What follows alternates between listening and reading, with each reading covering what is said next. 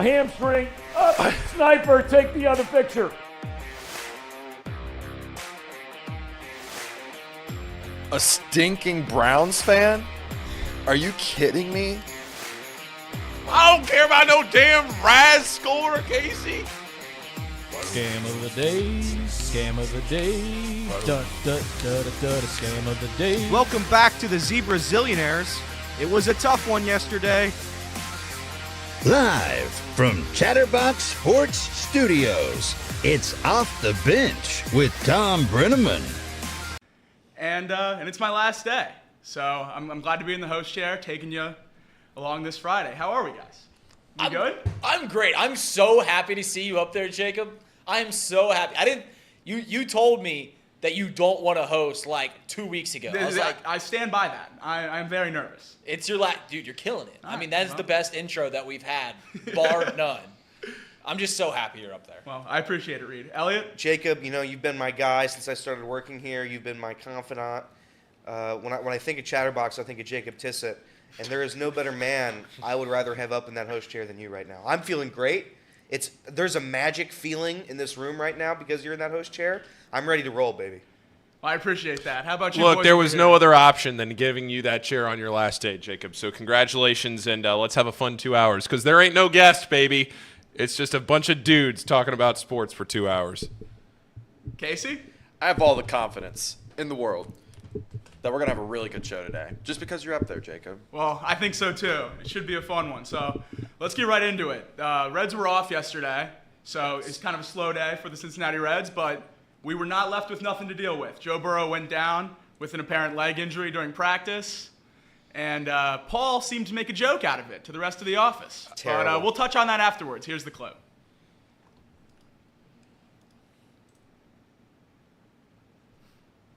I can't watch. Oh my God. I can't watch that. It makes me sick. It makes me sick. There was some guy on Twitter that decided to slow it down. And before the initial or the aftermath of it just being a calf strain, he claimed that you could see his knee pop out of place, and that was not very cool. Whoever did that was that. Was it Pro Football Doc? No, it was just some random guy who had like 100 likes on the video. I'm like, oh my God, I can't believe people are falling for this right now. There was about a 2 to 3 hour window where I think Cincinnati collectively held their breath. I know when you came back, you were outside the office. When you came back in, you were pretty shooken up. Well, we kind of hinted at Paul's reaction to this whole Yeah. thing. I called you because I was a puddle of myself. Yeah, I was distraught. I called you. I tried to call Casey. He didn't answer. So I was call distraught. you, and immediately the first thing I say is, how serious is it? And you go, it's not good. And in the background, I hear Paul laughing. Cackling. Laughing at us. Cackling. Because I Laughing knew at it us. was not a big deal. It's because he doesn't care. He doesn't care. He doesn't care. He doesn't care. He's a Washington Commanders fan. He puts on this You know Bengals why? mask. It's because I enjoy when everybody freaks out when nobody knows a thing, and like That's why we're freaking out. Right. Dan Like, it Snyder's just- paying Paul off. All right. That's a fact. Joe Burrow's calf literally holds the weight of an entire city. That's how much weight that calf is holding. And it went down yesterday. I thought the season was over. Could you imagine the turmoil? Could you imagine the fan base? People would run through the streets tearing it apart if Trevor Siemian was starting on game one. I think the city would burn. I was ready to Civil War my leg. Just a fifth of whiskey, biting down on a wooden stick, and let's take a saw blade to it. Elliot, I know you were just doing a shtick about being paid off by Dan Snyder, but there's actually some small merit to this.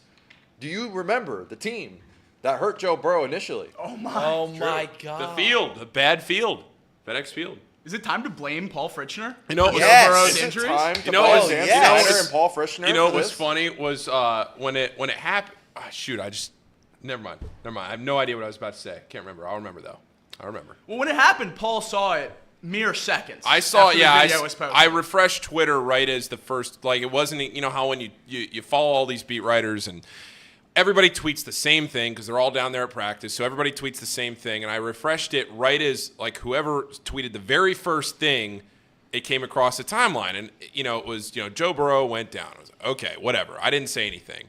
Then about 2 minutes later, it said he was getting carted off, and I was like, okay. I still didn't really say anything because I was like, this is probably no big deal. It's a 100-degree day. He already had aggravated that leg. The practice field is like a mile away from the stadium. This is a nothing burger. And then the video came out, and I was like, well, okay, that doesn't look great, but like if you tear your Achilles, you are dead. If you tear your Achilles, you are dead. He wasn't grabbing at his knee. He was grabbing at the back of a leg that was already covered. I was like, all right, this is a nothing burger. But I did tell Jacob and Casey, because we were the only two in here, I was like, hey, bro got carted off. And I thought somebody shot their dog. And I was like, fellas, like, let's relax here. We don't know anything. Let's not freak out until we know something here. It's okay. It's not a big deal. How do you tell somebody that their starting quarterback is injured before Not the the season? starting quarterback, the prince that was promised. Someone shooting my dog would be way better than Joe Burrow being out for a year, and I love my dogs. And so as it was going on, I was just sitting there thinking, okay, it can't be. If it's an Achilles, I mean, you're dead. You are dead. You're not sitting there kind of like pointing at the back of your leg. Let me paint a picture, though, because he's not exactly describing the moment that transpired. Me and Jacob were having a great conversation about NFL quarterbacks, what they're going to do. Why is Trevor Lawrence at 96 on the top 100? And then all of a sudden we hear Paul go, Joe Burrow getting carted off. I mean, what is that? What? This is the first moment that we're. Well, and I ready to think the break funniest news. thing was everything I said in the first like 45 seconds. Jacob and Casey both said about 45 minutes later, and then I was like, fellas, I said this 45 minutes ago, and they were like, yeah, but you can't say that right in a minute. You can't say that right away. It's about time not. to It's fall. not time to overreact. I stand by that. I was like, all right, whatever. Yeah, I stand by that too. Whatever. I wasn't worried. I was never worried. Never 1 ounce of my body was worried yesterday. Not 1 ounce. Well, speaking for the rest of the city, I think we were pretty worried. So that Diana Rossini tweet confirming that it was just a calf strain. Yeah. That was huge. Took a weight off everyone's shoulders. So it looks like it's going to be anywhere from 3 to 6 weeks, which would put him back still in time for some preseason action indefinitely, give him plenty of time to get fully healthy for week 1. So a lot of hope there for the Bengals. Looks like the season's going to be okay. There was other big news yesterday at Bengals training camp. Trey Hendrickson, with a year-long extension on his contract, moving $5 million of new money to this year and lowering his cap hit by $3 million. Coupling that with Joe Mixon's pay cut, we've gained about $11 to $12 million in cap space over the last week or so. What do you guys think we should do with that new money? Anything? Or is it just for internal contracts? Figure out a way to some revolutionary surgery to just rebolster every muscle in Joe Burrow's legs to make sure that this never happens again. Pump them up. Pump them up. Just keep injecting him with something new, and we'll be fine. I want if we can make them like some robotics in his legs or something like that. I never want to see Joe Burrow hit the ground again. No, yeah. I would shut him down until the regular season starts. God, right? another off season though. Or- Gone. I mean, I'm not letting him do any contact drills or anything Brutal. like that with an injury. A These soft tissue injury this early in camp. I mean, like, what are we doing? I mean, this is the third one in a row now. He's gonna and after. fourth. COVID's the first COVID, year, so he's ACL, learning. appendectomy. He's learning. Oh yeah, sorry, injury. He's learning though. the playbook at a Yes. house, his parents' house in Athens. Yes. He gets drafted from his parents' house in Athens. Year 2, he's coming back from a torn-up knee. Yeah. Year 3, he has emergency appendectomy surgery. And now he's got this. Just one full training camp, please.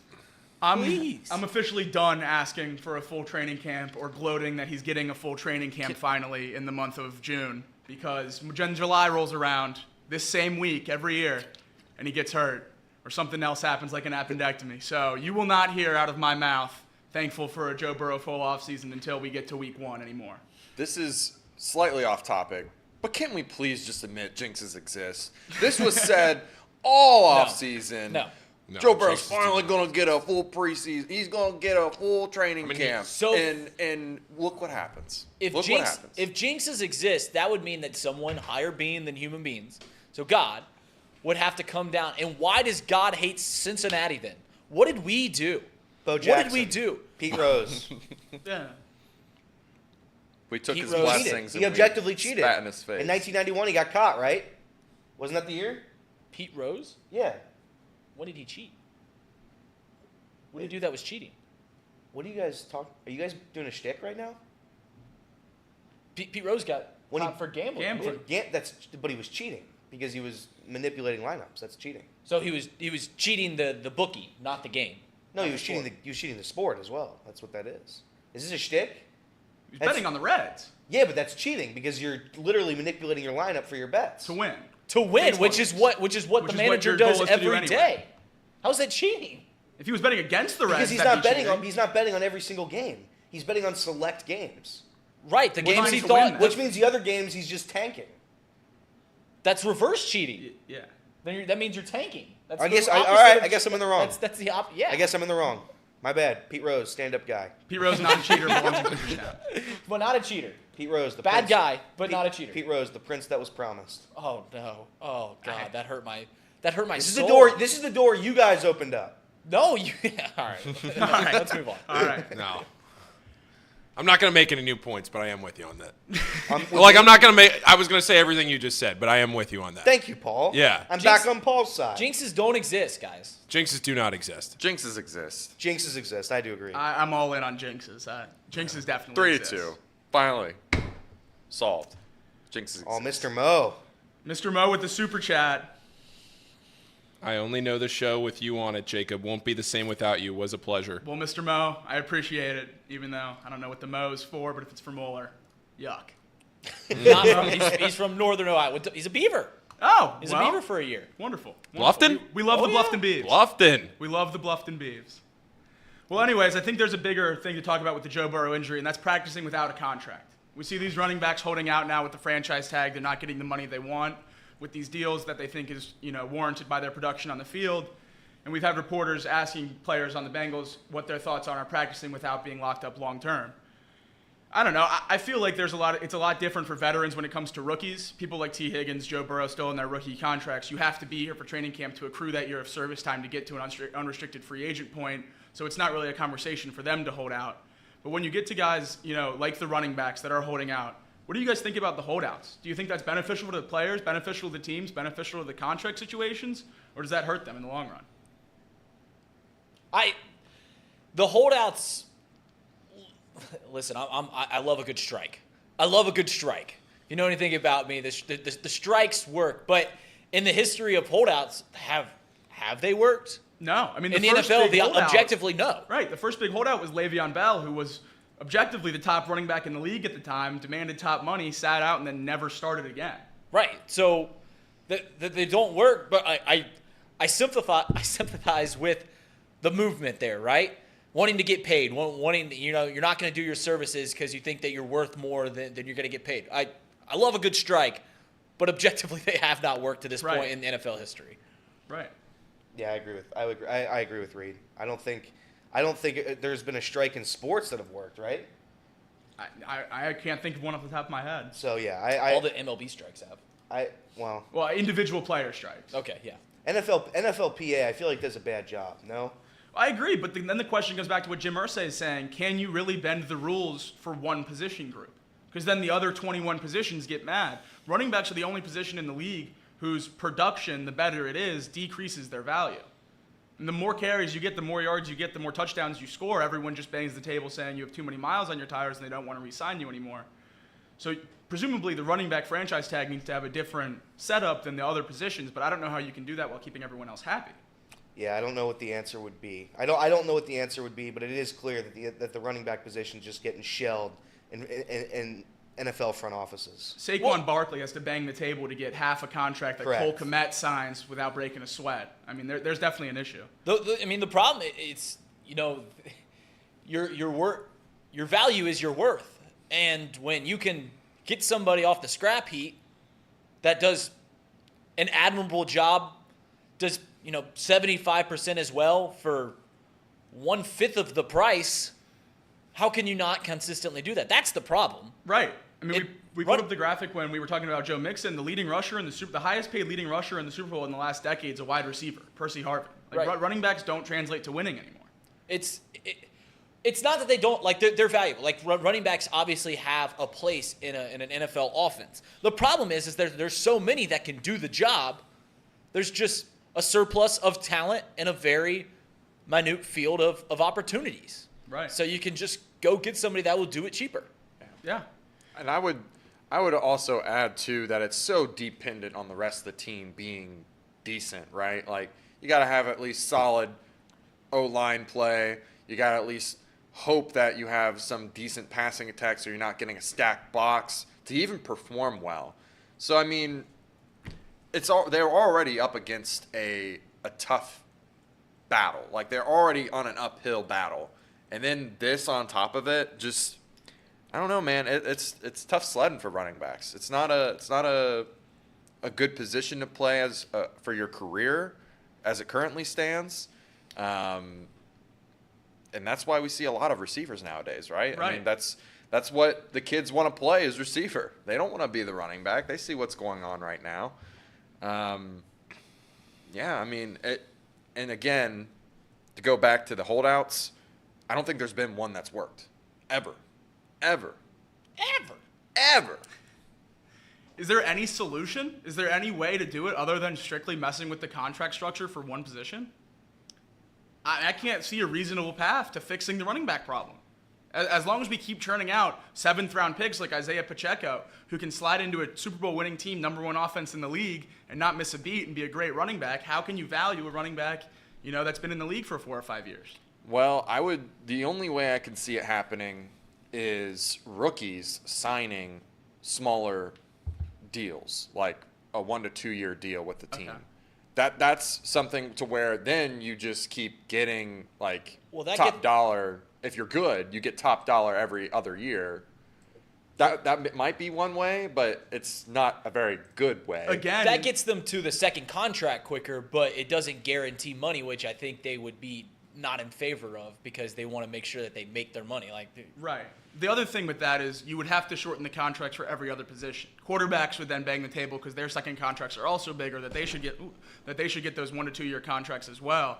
And then in that case, that's really throwing teams in the dumpster there because that window to win on a rookie contract for a quarterback is so nice at 4 years long when you can spend on the rest of the team. We saw it with the Eagles this year. Would you change it for everyone? Would you just make rookie contracts shorter in general? I mean, I would not do it as a fan. Right. As a fan, I wouldn't, but maybe that's what the players' union has got to talk about. I mean, there's no other reasonable logic other than saying that running backs don't, lose a step at 28, right. or 25 or whatever the number is. I don't know, man. I don't know if there is a solution.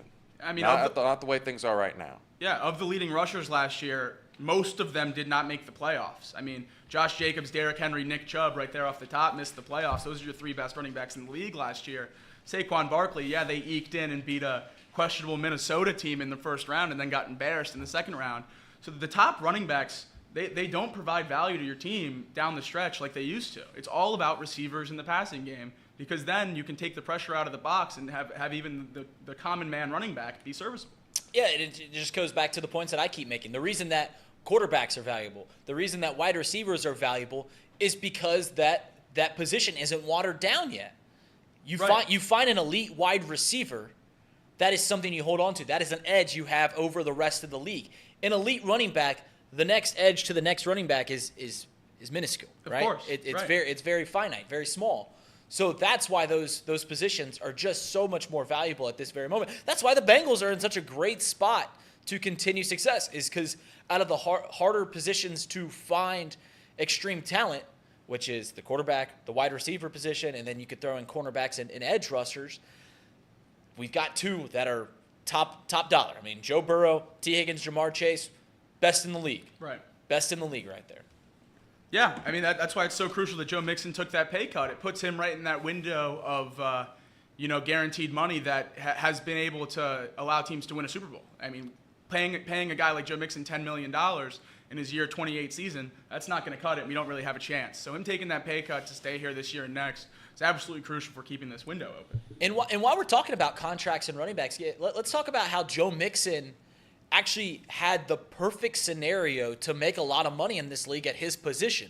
He came up and played very well on a team that didn't have to divert money to other positions. They didn't have a quarterback that they had to pay a bunch of money. There really wasn't wide receivers that were getting tackles, edge rushers, cornerbacks, all these positions that get paid top dollar. No, the marquee player of the team was Joe Mixon. So he came in a situation that is almost unrivaled in this league, to where he got his money, came up, got his money, got the second contract, and now he's getting to compete for championships in the twilight, or not the twilight, I mean, he's only 28 years old, but in the back end of his career on still making pretty decent money for his position. The other thing that's been crucial for Joe Mixon is his carries and attempts have gone up every year. He came into a backfield with, Giovanni Bernard around, and Jeremy Hill was even there for his first year, that, drag doesn't make him be the lead back. Because a lot of guys point to, when they end their rookie contract, how many miles they have on their tires. And him being able to be kind of a scat back, third down option for those first 2 years makes that second contract a little easier to swallow. I guess that NFL running back situation is definitely interesting right now. Jim Irsay talking about not paying Jonathan Taylor, not offering Jonathan Taylor a second contract, but he's clearly the best player on that team. Extending a running back has completely been thrown by the wayside. I don't really understand how running backs can be expected to keep going out there and playing day in and day out at a high level when there's no job security for them in this league. I mean, anything you do that's a positive, the team marks it as a negative when it's time to negotiate. Yeah, I don't know. And like you guys have said before, I don't think there's a way to change it. I think it's just the NFL has been on this path now for, 5 to 10 years where the running back's just being eliminated from the game. It's a passing league. The best teams in the league, you're going to score 34 or 40 points on their best days, right? And a lot of that is not going to come from the running back. The running back is just a change of pace guy. He's to give your Mike. Mike.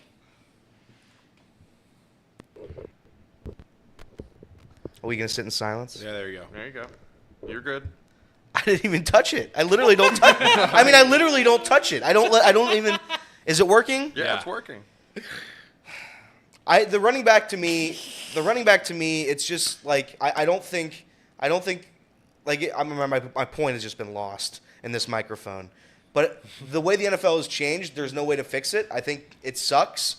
But if you put a cap on it, if you put a minimum that you have to pay guys, every other position is going to want it, and no owner's going to pay it. Roger Goodell will not allow it. So. As a running back, I'd never practice without a contract. I mean, I think holdouts is the only way to do it. That's the only way to change things, because you're not going to get a contract structure change without, actually holding out and sticking it to your team. But you see guys like Saquon Barkley, who just get their team to agree to just an extra $1 million, and then they fold on the holdout. I know holdouts don't work, but in the long term, do you think that could actually fix it? Unless it's a mass holdout. It would have to be, a strike, running back strike. Yeah. But Elliot brings up a great point in the fact that, like, if they were to restructure, the way that they do the salary caps, and they make this special thing just to honor the legendary position of the running back and to make sure that they get paid, every position's gonna want a base flooring for their position, and then. Yeah, there's no way that the Players Association and the owners are ever going to come to terms on anything of the sorts. Right. So, the only leverage that running backs have at this very moment is to hold out. And it hasn't worked yet. It's got to work eventually, right? I mean, if you keep trying. But, yeah, it's – and to say that Le'Veon – like, how much money did Le'Veon Bell make from holding out? Did he make any? No, he forewent his contract that year and then signed with the Jets. And played a handful of games and was out of the league as one of the most talented backs. And then he revolutionized the running back position. He was one of the first receiving backs that was truly Did he become a rapper? I think he became a boxer then a rapper, or was he a rapper then a boxer? I don't know. Either way, it was a failure. That's the natural progression. His boxing matches matches so funny. Casey, I'm going to send them to you. They were hard to watch. Was he the one that just came out like a bat out of hell? Yes. Like he would just he just started swinging so fast. You know what's funny? If you look up Le'Veon Bell on YouTube, you get boxing as a suggestion before you get football. Wow. That shows you the strength of a running back holdout. Jake, let me ask you I hope every Steelers career ends like that. Jacob, let me ask you this. Do you think we'll ever see a Frank Gore again? A guy who plays almost 20 years in the NFL, just a bull. He's just going to get you 3 yards every carry. Even towards the back end of his career, do you think we'll see that again? I mean, I don't think so, just because of the availability of young running backs. Yeah. I mean, the 5th, 6th, 7th round running back works at a level that's good enough that you can split the carries up with another mid-round running back every 4 or 5 years and never, hitch your wagon to an aging guy like the Niners did with Frank Gore. I mean, he was there for I mean, I feel like well over a decade. No team's going to have the same running back for a decade anymore. I mean, Joe Mixon's reaching, what is this, his 7th year? Year 7. Year 7. Loading. And what? Year 7 loading. Year 7 loading. And the year 7, we're already talking about that being the twilight of his career, the end, the end when we should start thinking about moving on. And that's 13 years from Frank Gore's retirement. Yeah. He would have to double it and then some. Like there's no way that a running back lasts 20 years in the league to accrue those numbers. The only way I think it could be changed, and I just thought about this right now, is if you go to the Christian McCaffrey model, and that running back has the ability to run out in wide receiver sets. That's the only way I can think of that makes that position valuable. Because truly, to be a great running back in this league, you have to have that ability anyway. Right. You have to be a great receiver. It's part of what makes Joe Mixon great. Half his yards are literally receiving. So I think that would be the only fix. Because I do think the running back position's dead. It's not 1920. We're not wearing like leather helmets, right? It's just a different game. The quarterback is the star. The receivers are the star. The running back isn't there. The running back quite literally the running back's there to give everybody else a break. Well, except for the offensive line. We've seen that sort of revolution just in the last couple of years. There was such a big period of time where running backs weren't even in the conversation to go in the first round, and then we had 2 go in the top 15 last year with Bijan Robinson and Jahmyr Gibbs. Jahmyr Gibbs is more of a receiver anyway. Yeah. I mean, he had almost 600 receiving yards at Alabama last year. And if you know anything about how that offense works, there's no running back split out. So he's catching everything out of the backfield. He's an amazing scat back, and the Lions took a chance on him at 10 or at 12. And Bijan Robinson goes 7, and people are talking about him as the 2nd or 3rd best fantasy running back this year before he even plays a snap in the league. And that's just because of them being split out. That provides so much value to a team that is the only way you can get a second contract anymore, I think. Yeah. I You think. I was going to say, you guys talk about Frank Gore. He's like 3rd all-time rushing yards, right? Right. Like, just because he's played for so long. What is the comparison to a baseball player for Frank Gore? Never, like, Frank Gore was never great. He was just good for forever. Forever, yeah. Jamie Moyer. Frank Gore's going to be a Hall of Famer. Yeah, Okay. I was All right. going to throw. CeCe Sabathia? I was going to say Adrian Beltre. Adrian Beltre's a good That's one. not bad. Adrian Beltre was never the best third baseman in the league, but was just really good for forever. Yeah, I mean, Frank Gore's going to get into the Hall of Fame strictly off of playing in the league for 2 decades and accruing the numbers that get him into the top 5 in basically every stat. Yeah, I think CeCe Sabathia is a great comparison there. Do you think there's value for Derrick Henry anymore? He's a free agent after this season. His contract is up. Like, what do you think his number would be? Because I do think there are very few guys that make a significant impact on this league. Derrick Henry is one of them.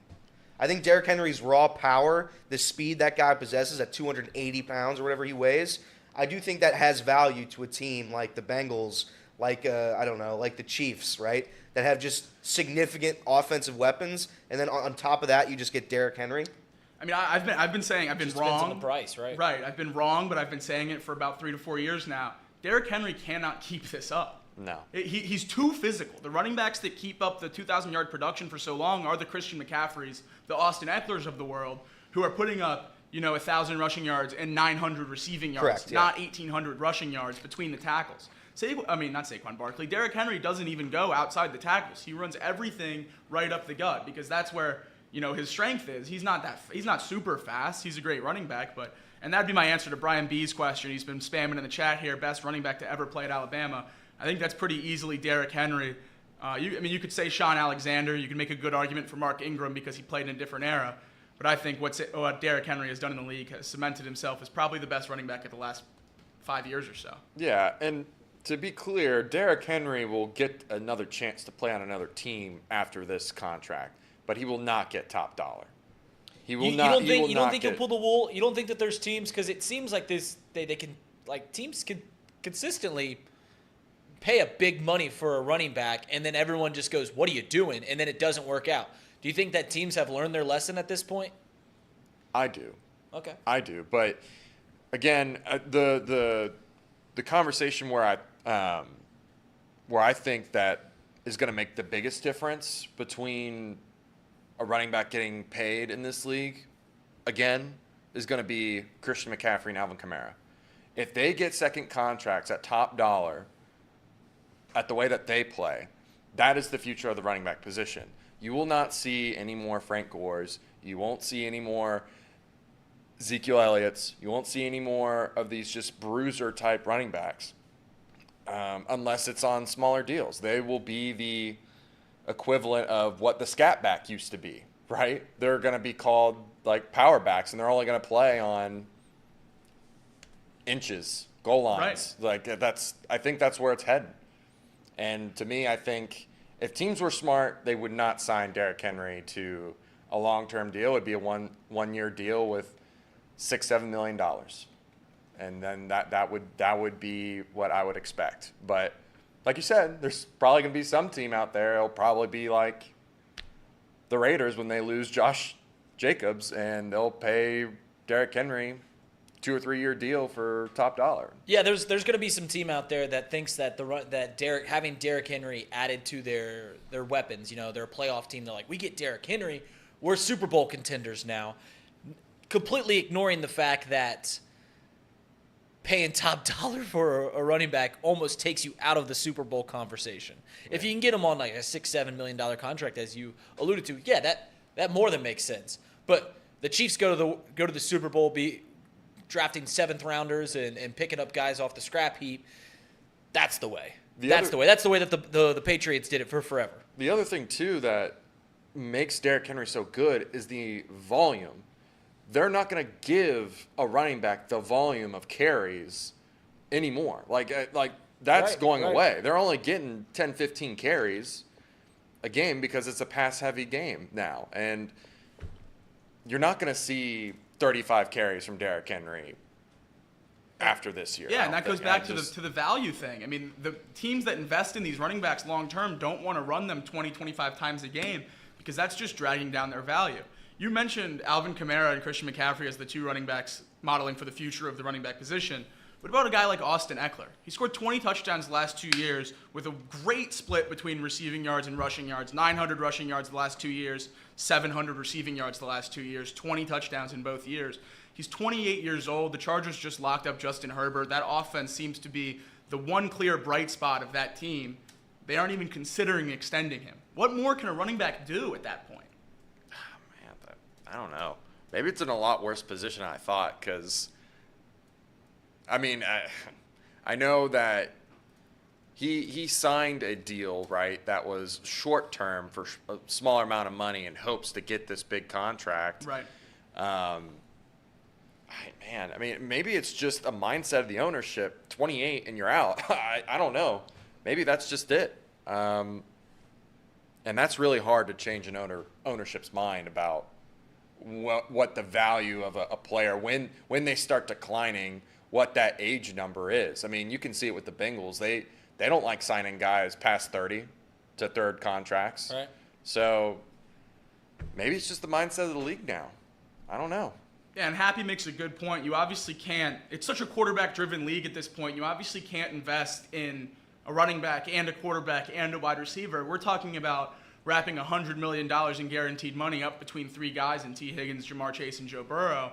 Well, we obviously can't pay a running back such as a Derrick Henry or even a Joe Mixon $7-8 million because then that's just anchoring the offense. You have to spread the money around. The places these running backs could go and get decent money is floundering teams such as the Titans with Ryan Tannehill playing very cheap, receivers like Treylon Burks and Nick Westbrook-Akine on the Titans that are not getting a single dollar for playing in the league. That's the only way these running backs can go and put up good numbers. And in the end of their career, like it or not, guys want a ring chase. And running backs aren't going to have a chance to get a ring anymore. And I think that's really what's putting a damper on the position as a whole. Well, that seems like enough NFL running back talk. Let's get into the Reds. Play a big-time series in LA this week. Yes, they do. We get lucky again. The Reds continue to get lucky. Elliot, we were talking about this before the show. How do we keep getting so lucky with these pitching matchups? I don't know how it happens, but it's like I think it's just a part of the magic of this season. The season was supposed to be a failure. Everybody was supposed to not show up to games. They've crushed the attendance records time in and time out this year. The rookies that have come up, they've succeeded beyond our wildest dreams. And I just think it's part of the deal where it's like it's just our year. I just think it's our year. It's not a World Series year, but it's our year to make a postseason run. I don't know, you look at the Astros series, nothing. We faced nothing. We look at the Dodgers series, right? The last time we played the Dodgers, we had two bad pitchers, 2 very good ones, still won the series, right? I don't know how it happens. I don't know why it happens, but it's just part of the year. And I think the Reds need to take advantage of it. Do I think that they're going to win this series? No. but I think they're certainly able to win a game, and that's my expectation. That's my hope here. If you think we're going to win one game this series, you're obviously picking Luke Weaver night tomorrow, correct? That would be correct. That would be correct. The Reds do not lose on Luke Weaver night. It's never happened. It's never going to happen. And I think, like Jacob was saying, we were talking, Sheehan might be the worst pitcher of all time. 6.75 ERA against Luke Weaver. We wonder how Luke Weaver keeps winning these games. We talk about the offense just needing one more. At some point, it's because the other team is also walking out their sixth best starting pitcher. Correct. Okay. Correct. As long as we all recognize that has something to do with it. The other two games in this series are also very interesting. Brandon Williamson's numbers are incredibly inflated from about his first, 5 starts or so that weren't so great. Since that rain game, that rain tweet in Baltimore, he's a 2.25 ERA.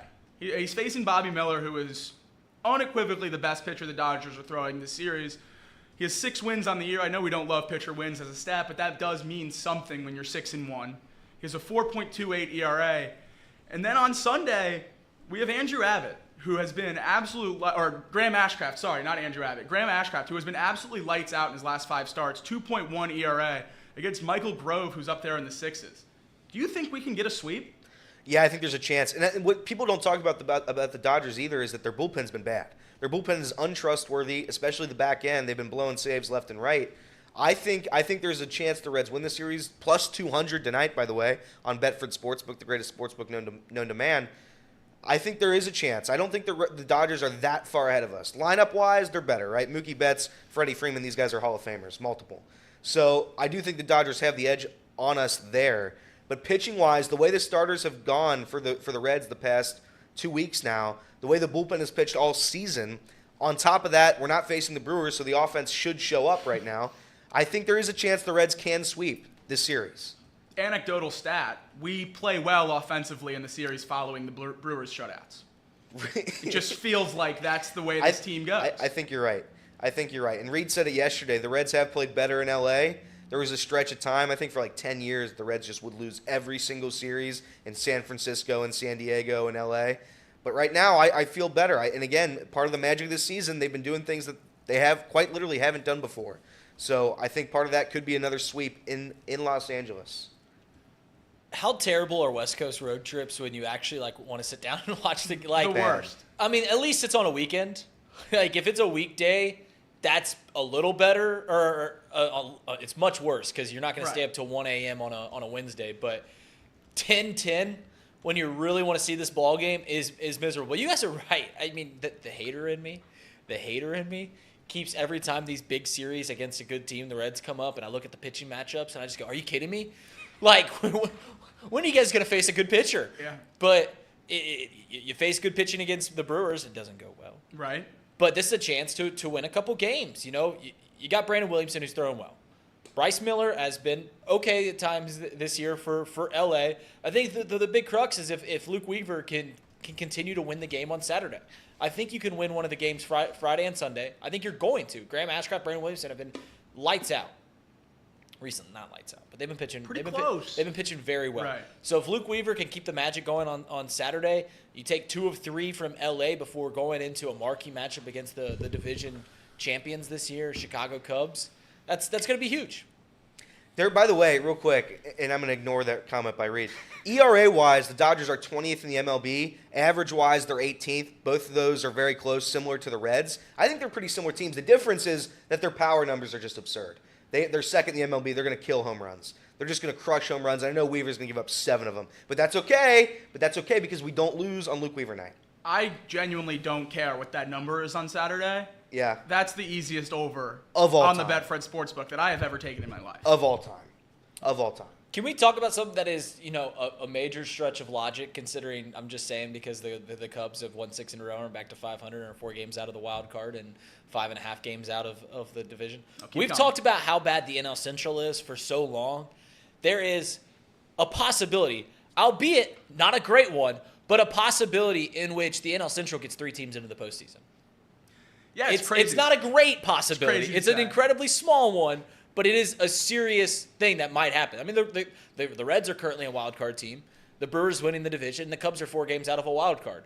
Wouldn't that be a twist on the rhetoric this whole season that the NL Central is terrible? Yeah, I mean, we've said since about the start of when we really started making the playoffs seriously that the only path for the Reds realistically is to win the Central. Well, I think that's been completely thrown out of the window. Is it kind of like the Big Ten, though, Reed? What do you say? Is it kind of like the Big Ten? They get 10 teams in the postseason and then they flame out. Like, is that the NL Central? I'm not. Yeah. Yeah. I mean, yeah. It's because the league's good enough. Like we always talk about the Big Ten. They're good enough to where they are tournament teams. Yeah. Like they have the resumes because they're beating teams. Like you have to put Iowa in, but they're not getting past the second round. Correct. Yeah. But you have to put them in because they Yeah. have the resume. Yeah. I mean that. Yeah. I mean I'm not saying that the NL Central is a better division than the NL East or the NL West, but there is a real possibility in which 3 teams make the postseason. And none of those 3 teams would be favored in their first-round matchup. Correct. You're absolutely Yeah, right. which is Well, exactly the that's not Big true. Ten Right. model. That's not true. Let's That's not- just stack March Madness, and One they're of all them going would. to flame out. Because 2 of them One would of them would be favored. Because 2 of them Yes. would be playing each other. One of them would be Yes, favored. 2 of yes, them will be playing each other. yes. You're right. You're right. And I'm sure we'll get to the MLB trade deadline soon, but I think that some of these teams are going to tank after they trade away all their players. That opens the door for more teams, opens the door for more NL Central bad teams like the Brewers, Reds, Cardinals maybe. Cardinals. Are we still writing off the Cardinals? Nolan Arenado has been pretty heavily rumored to be a Los Angeles Dodger. Yeah, That would Cardinals are, in the words of Natty Ron, the stinky Cardinals are done. That would crush my spirit if he went to the Dodgers. Dodgers suck. I hate the Dodgers. They're Why my do you least hate favorite the team. Dodgers? I also hate the Dodgers. I know Jacob won't agree with this. The cable Dodgers are great. I hate the Dodgers more than I hate the Yankees at this point. I think there's been a Really? switch, and it's only because the Dodgers have just been what the Yankees are supposed to be over the past 7 years, 6 Neither years. The team- Dodgers haven't even won a ring since 2000. I know that's true. 1988. Right. It's in 2020. 2020, it's correct. 2020 does not count. Clown year. Yeah, I was gonna say neither one of them. Like they're both constantly in the postseason, but neither one of them have been dogs in the postseason. Yeah, but teams that have the ability just to get whatever they want and still don't succeed, that's my issue. When the Yankees go buy Cody Bellinger, Nolan Arenado, 2 starting pitchers, and another outfielder at the Yeah. deadline, I'm gonna hate the Yankees. That's correct. It doesn't matter where they are; they're gonna end up buying. Everyone's suggesting the Yankees might sell. It seems crazy to me. I seriously could not imagine rooting for a team that has almost a limitless budget and just can't seem to figure it out. James Tyam, thoughts? I think it would ruin the sport. I think it would honestly better. ruin the. I can't imagine what the Mets are going through right now, Mets fans, because I know Mets fans at least care. I know Mets fans like Frank the Tank and other weirdos. I think they all care about the Mets. I still don't believe that there are people who care about the Dodgers. Well, that's the perfect segue. No, that's not true. No. Dodgers have fans. The Dodgers have are the fans. only Yeah. LA And team- Lakers. are the only teams that people care about in LA. I don't think the people that show up to those games, I would say a majority of the people that show up to Dodgers games don't care about the Dodgers. I walked around downtown I firmly LA believe that. with an LA Dodgers hat that I bought at Dodger Stadium the night before, and I had 3 people ask me if I watched the game yesterday. If I walked around in Cincinnati with a Cincinnati Reds hat, I don't think I have 3 people like walk up to me like, "What did you think about yesterday's game?" I mean, they might be like, "Hey, we're playing well." That's it. But like guys were coming up to me like, "Hey, did you watch the game yesterday?" But I think they do that because there's so few people who actually watch it that they have to ask. I'm usually. Like, Oh, you mean Nobody they're watches. genuinely asking? They're genuinely The Dodgers asking. have a big fan base. Yeah, they have a big A fan base passionate because they have fan base. they have a large population in Los Angeles. I still don't believe no one will be able to convince me that the Dodgers have fans. Nobody. They do. The Dodgers and the Lakers do. They do. The Dodgers and the Lakers do. The Dodgers and the Lakers do. Jolly I don't think Jolly's so. out in It the is, chat. it is I a don't bad think it is so. a bad look whenever there's a Dodgers game and the stadium doesn't get filled up till the 4th inning. That is a bad look. Yeah. But that's just because there's traffic. Yep. Yeah. I mean, the worst look for LA sports has been this last national championship and Super Bowl that's been there, with the no tailgating and then outselling the fans in the stadium. It's just continuing to push the narrative that the West Coast doesn't care about It's sports. We've got to stop putting major events there. The West Coast sucks for sports. When a West Coast team wins a major sporting event, the rest of the world weeps. It's just horrible. Nobody wins because I know nobody cares. The rest of the world weeps. Nobody No one- cares. Well, it's really Sri Lanka's in shambles.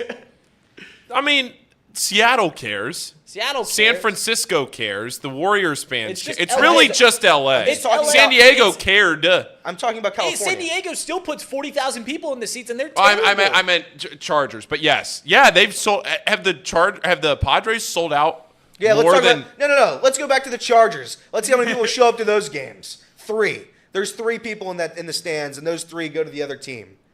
The Chargers don't have one NFL fan. Not one. They literally don't have a fan. Los Angeles is the only city out there that people truly don't care.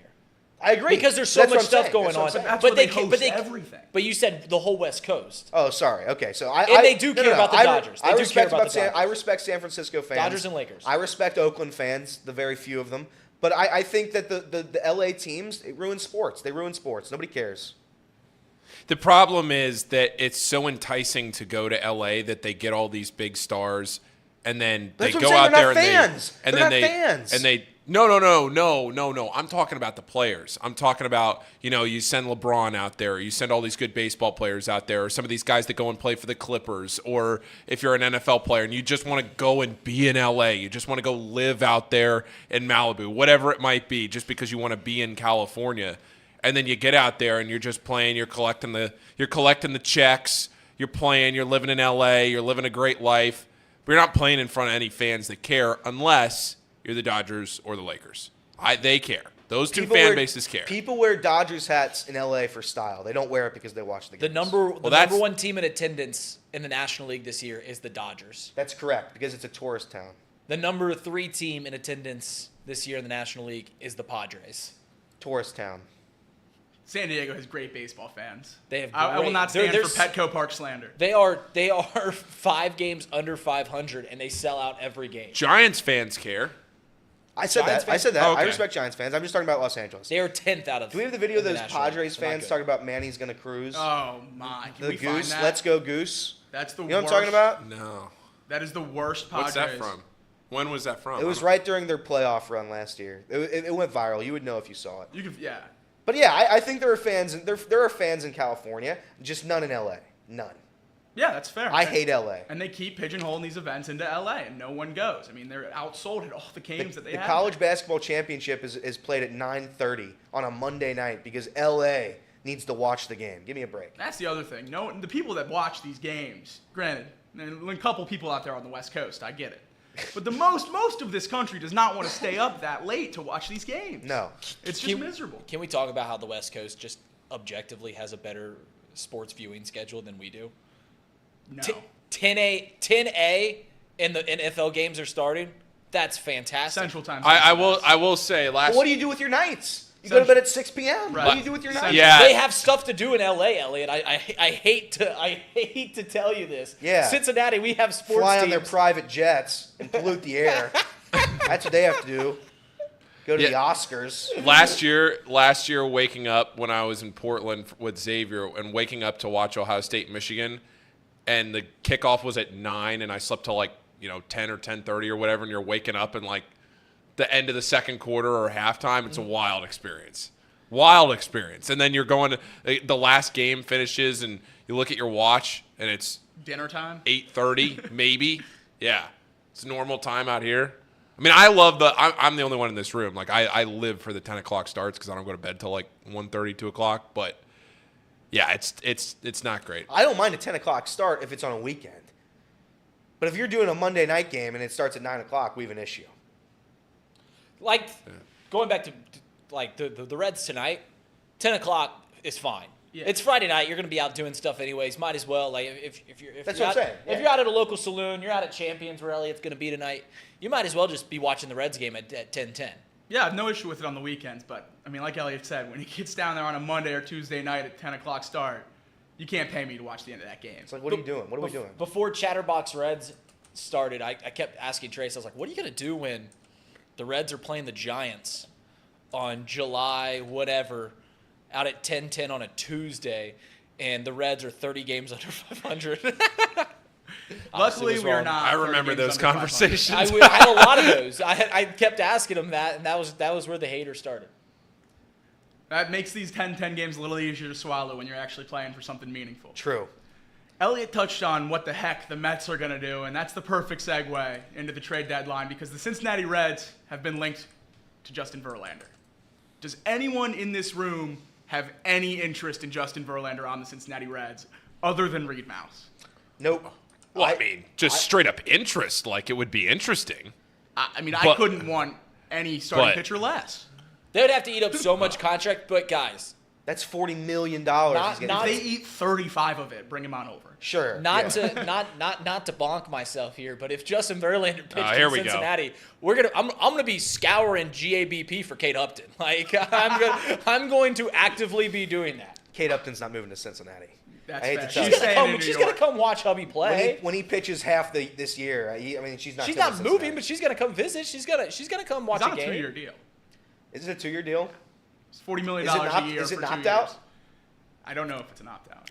Listen, I don't like being does Harvard in the Just- chat. does Hall of Fame pitcher Justin Verlander make this team infinitely better? Yeah. But am I going to want to give up everybody I own in the farm system for Justin Verlander and Jonathan India for $40 million a year? Yeah, no thanks. No, I'm good. I think I'll take Brandon Williamson. Shout out the Enquirer though for putting this out in the ether. I won't shout out them. Like last, when was that? When did you read me that article? Last week? The quote was, "Hey, Doubleday, what do you think about Verlander?" It's one of the most preposterous articles I've ever seen. Shout out to the Enquirer. What do you think about Verlander? Listen, Verlander makes the team better. They make the team a lot better. He makes the team a lot better. It's just not going to happen. The other news about the Reds at the trade deadline was that Jonathan India is not on the market for a prospect return. I feel like Elliott was probably throwing a party last night reading that headline. You vindicated? Do you feel good about that? I'm vindicated. Do we have the tweet or do we have the picture We of do. it? Right here.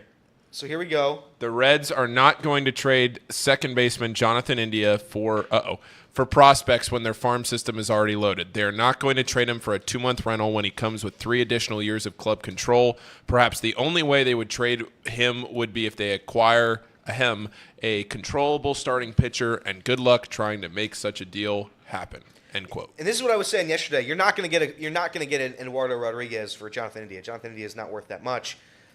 But I do think there's a couple relief pitchers that are available. I still think it's pot. What are you laughing at? Chat, read. What are you? So I do think there's a chance that Jonathan India still gets traded. I still think if they get a reliever with control, a good middle reliever, I still think there's a chance he's traded.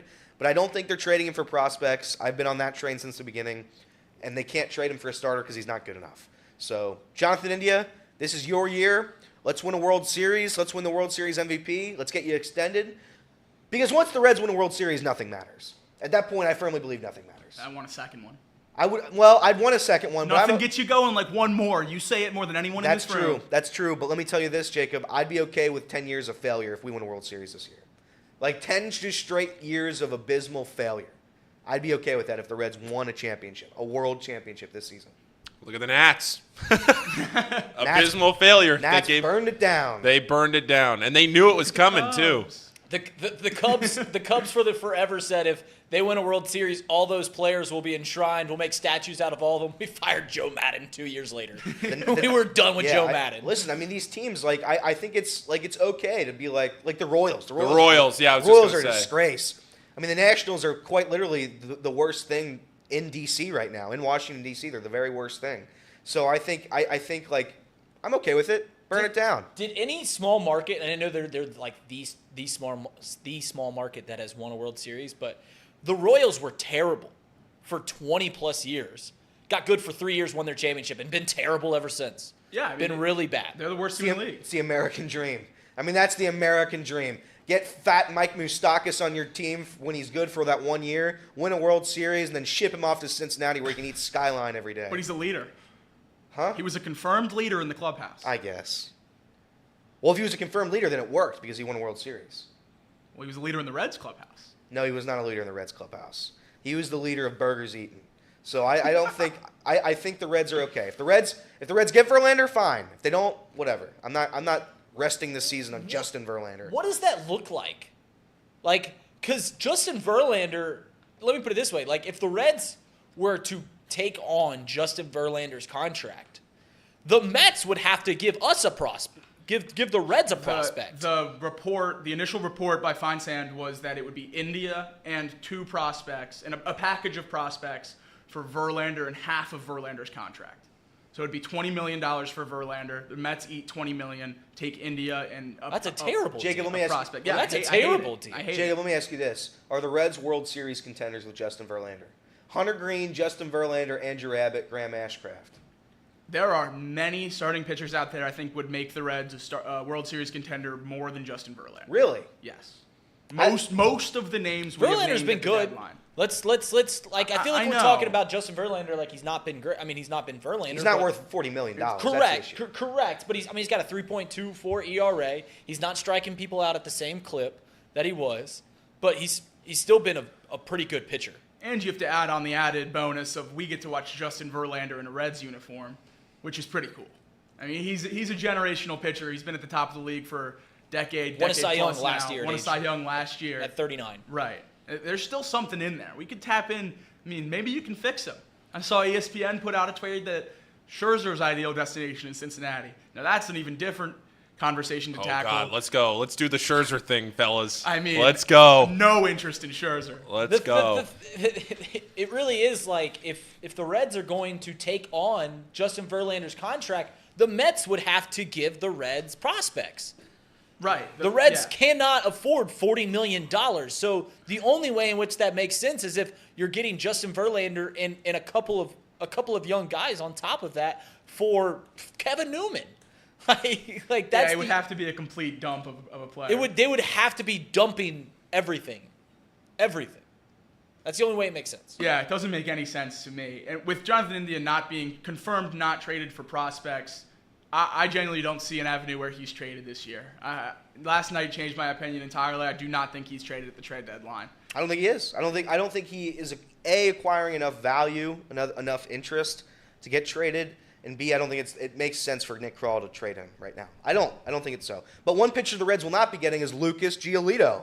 That was a name that the Reds were linked to. Could we get Lucas Giolito? He was traded along with Ronaldo Lopez from the White Sox for Edgar Cuero and Kai Busch, top prospects for the Angels. Do we think that trade was good? I think the funny Doing thing. 2-day-old news here? Yeah. Well, we didn't talk about it yesterday, did we? No, Yeah. we did not. In the open. I think the funny thing about this from Twitter was the people arguing about the prospects and what got given up in return for Giolito. And there was one school that was talking about comparing those prospects to what they were or what they would have been in the Reds organization. And then there was everybody else that was arguing, well, it was a good trade because you want to try and make a push. You want to try and do something now.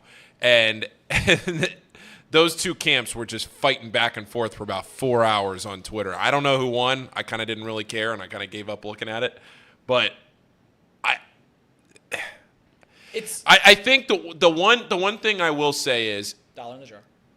I don't know how good those prospects are individually, but I think what I saw a lot that I get annoyed at a lot is when I see people saying they gave up their number 3 and number 5 prospect or number 5 and number 7 or whatever.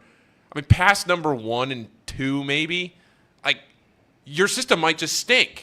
Like that doesn't mean anything to me. Tell me how good they are. I got sick of seeing the same 5 tweets over and over where I saw, they gave up their 5th and 7th best prospects in the organization. That doesn't mean anything to me. Your organization could stink. To be fair, it was their 2nd and 3rd best prospect. Okay, yeah. Like that, I mean, Even that, I'm still on Paul's side with all the prospect stuff. I would trade all my prospects, every single one of them, for a World Series this year. I would trade literally every prospect the Cincinnati Reds have in the organization That's not for how a the trade World works. Championship. Huh? That's not how they work, though. I know it's not how they work, but I'd still do it, right? That's how little I value the prospects. And again, I have been proven wrong on that time and time again, but that's just how winning teams operate, right? The thing about what the Angels did in that trade is if it was any other year than Shohei Ohtani's final year, we would have been talking about them being buyers from the get-go. Like, we'd have been talking about them being buyers for months because this is the best that they have played this deep into the season since they've gotten Shohei Ohtani. The difference is you don't know if Shohei Ohtani is going to be on the team next year. So if he is on the team next year, then yeah, it's probably the right move because this is the best shot that they have, and you're keeping him around and all these things, and it's just another year where you have the MVP talent, where maybe the best player ever, and you're in the best position to win. But if Shohei Ohtani's not on the Angels next year, what are we doing? What are we doing? if they don't have a contract with him already at least agreed to in principle, or at least have the framework agreed to or something, not trading him is the biggest blunder an MLB team could make because they legitimately could have stocked their system. We're talking about trading their second and third best prospect for a rental. They could have stocked their system with prospects far better than either of those guys for a decade plus. And still got Shohei Ohtani in the offseason. Right. I mean, I can't wrap my head around why you don't trade Shohei for the best package you can have. Let me ask you this, Jacob, and not to change the subject. If you have to bet right now the Reds make a deal at the deadline, yes or no? Yes, I think there will be a deal made. A significant deal, a deal that matters to this year's team. Yes, I think a major league piece will be added at the deadline. Okay. I don't know that it's going to be this earth-shattering move that we're all kind of hoping for, whether it's Jonathan India being traded or a substantial addition to the starting pitching rotation or even a really good reliever. It might be an old, aging reliever that we're taking on as a salary dump or something like that. But I think there is an addition to the Reds' major league roster at the deadline. What say you? I don't think so. I don't think so at this point. I want it to happen, but again, I just don't know the value. Nick Kroll has said openly that he's not interested in trading prospects. And again, I still don't believe that there's value on this team that the Reds are willing to trade. Jonathan India is the other name. I don't think you're going to get what you want from Jonathan India, so you let him ride the season. Jake Fraley, who Jacob and I mentioned and were crucified for mentioning, I don't think you trade him either. I think he means too much against a right-handed pitcher. So, no, I don't think the Reds make a deal that helps this team at all. Would you as Reds fans be happy if the Stroh show came to the Queen City? I would not be. I've said no just because of the history of contact pitchers in Cincinnati. It just doesn't work. He would hate Cincinnati. He would hate Reds fans. He would hate them. He would. Marcus Stroman would just hate Reds I don't fans. need that sideshow around here. Yeah. We already took Pedro Strop on, that weird hat wearing. Oh, don't weirdo. knock Strope. Oh, he's the worst. Don't knock Strope in the hat. What do you mean? He was horrible. Mount Flushmore of Reds. At least was Marlon. fantastic. He was great with the Nats. At least Marlon Byrd contributed to this team, unlike Alec Mills. Alec Mills, what a guy. What a guy. What a no-hitter. Famous Chicago Cub Marlon Byrd. What are we talking about? Marlon Byrd was great for the Reds for that 1 year. And the Reds I think the Reds were the worst team of all time that year. All right, here's a tweet. Not Reds related. You guys may have seen this. It was last night. This tweet about Barry Bonds. Did you guys see this? Fun fact. If you went 2 for 5 with a home 2004, yeah. If you went 2 for 5 with a home run and a single every day, you would finish your season with 162 home runs, 810 total bases, 324 hits, and you would still have a lower OPS than Barry Bonds had in 2004. I mean, that's We talk about Shohei Ohtani. that's wild. Yeah, we talk about Shohei Ohtani having the best season ever. Are we sure it's better than that Barry Bonds season? 2004. I mean, yeah, there's so many stats you can throw out about 2004. My favorite isn't the OPS stat. It's actually the fact that if he had 0 hits in 2004, he still led Major League Baseball in on-base percentage. That's how many times he got on base. That's how many times he got walked. What was it? If you look up the all-time dudes that have been intentionally walked, he leads it by like 3 times the next guy. He was getting walked with the bases loaded multiple times. Yep. He would. There was a few times where he would get an 0-2 count, and they would intentionally walk him after that. Like, what do we do? Like, pitch 1, strike. Pitch 2, strike. All right, you can have it. We didn't get you out in the first 2. Go ahead and have it. It's crazy. all you. I mean, there's never been a hitter feared as much as Barry Bonds in that year. No. And there probably never will be. Yeah, there was after Bryce Harper had that incredible 2015, he came to Wrigley Field and Joe Madden elicited they walked Bryce Harper every time he came up to the plate. Every time he came up to the plate, he got walked like 12 times in a series. Jeez. I remember that. And people were like talking, is Bryce Harper going to do the Barry Bonds thing? Because that was Barry Bonds won 3 straight MVPs, 6 over his career, and then going in 2004, people were just done with it. They're just like, we're just going to walk you. Like, you're just going to go up to the plate. We're just going to walk you. We're not going to deal with it anymore. And then people were like, is this what's going to happen with Bryce Harper? It didn't happen. But for a weekend, it did. Are you close to a point where you consider walking Shohei Ohtani more often? I mean, he hits 2 home runs last night. He's up to a league-leading, mid-30s. 38. At some point, yeah. I think he's on pace for 60 home runs. At some point, you got to think about. I mean, people started walking Aaron Judge late in that year. At some point, you got to think about doing that to the Angels. Yeah, the thing about the Angels is you're not really worried about them beating you right now. Right. I mean, they are over 500. They are playing good ball. They got 2 wins yesterday. They are not too far out of the playoff discussion. I think they have like a 25% chance to make the postseason. But in the postseason, surely, If they get to the postseason, how many pitches is Shohei Ohtani going to see? Yeah, I would assume not many. I mean, if we talk about, if they let Ohtani walk at the end of the year, how much of a blunder that would be from a team managing standpoint. If they don't make the playoffs this year, it's just as bad. Oh, it's horrible. It's embarrassing. It's embarrassing, and it just proves my point that Los Angeles teams just don't know what they're doing and nobody cares. I would say there's very few actual Angels fans that can name the roster. People show up to the games. Like I said, it's Los Angeles. People are going to show up. But I would say very few people actually genuinely care about the Anthony Rendon contract situation in Los Angeles. Do the Angels, out of the three cities that have multiple teams, the Mets have a giant fan base and an incredibly passionate fan base. The White Sox have a small fan base but a very, very passionate fan base. Do the Angels have a very passionate fan base? I really don't know much about the Angels fan base. I know one Angels fan, and he doesn't really care a whole lot. So I mean, I just don't think it just proves my point. Eliminate Los Angeles sports. Eliminate them. They love the Dodgers. Take brother. them away. They love Take the them Dodgers. away. the Dodgers are the one team it doesn't apply. You know what? And the Lakers. You know what? I respect the LA Galaxy. They can have soccer. The Lakers. Los Angeles, For you what it's get worth- soccer. For what it's worth, the Angels, I just looked this up, the Angels are third in the American League in attendance this year. I stand by people What? go to Lakers games to be seen at Lakers That's games. my point. You were disagreeing with me No, on this. Dodgers are different. Dodgers are different. No, dude, it's not. People in Los Angeles will show up to the games because they're not people from Los Angeles. They're people from Ohio who like baseball. That's who's showing up to these games. It's not. Go to a random Angels fan and ask him about Anthony Rendon. What's his contract? Nobody will know. Nobody will know. Eliminate them. They can have soccer. It is Football. truly embarrassing to have the two best players, unequivocally the two best players in the league on Of your a team generation, for, right. for how many years now, and you haven't even. They've had Trout for 12 and Ohtani for Ohtani's 6? This is Was it one playoff series? 2014. They made the postseason. They were the best team in the American League in didn't win it. 2014, and they got swept by the Royals, the Charging Royals. They That's went to the brutal. World Series and lost to the Giants because Madison Bumgarner maybe had the greatest postseason performance of all time. It's unbelievable. Brutal. How do you do that with two great players? Reed, know. do you take it as a compliment That I look old? that Hate it. you're being called 33 when you're 27? Hate it. Hate it. Hate You it. hate And it? I know my hair's going old. I know I got bags underneath my eyes, but I hate how old I look. That Tuft's giving you like an extra -3 years. Yeah, it is. that- Yeah, it is. Yeah, Jacob. that exudes tuft you. is bringing you back to earth, That baby. exudes you. So look, bring the camera on me. Hair looks fine here, right? Looks good. Everything. I mean, you just put that head down. You see that crown. Oh, that's coming in. brutal. Yeah, it's not good. Not good.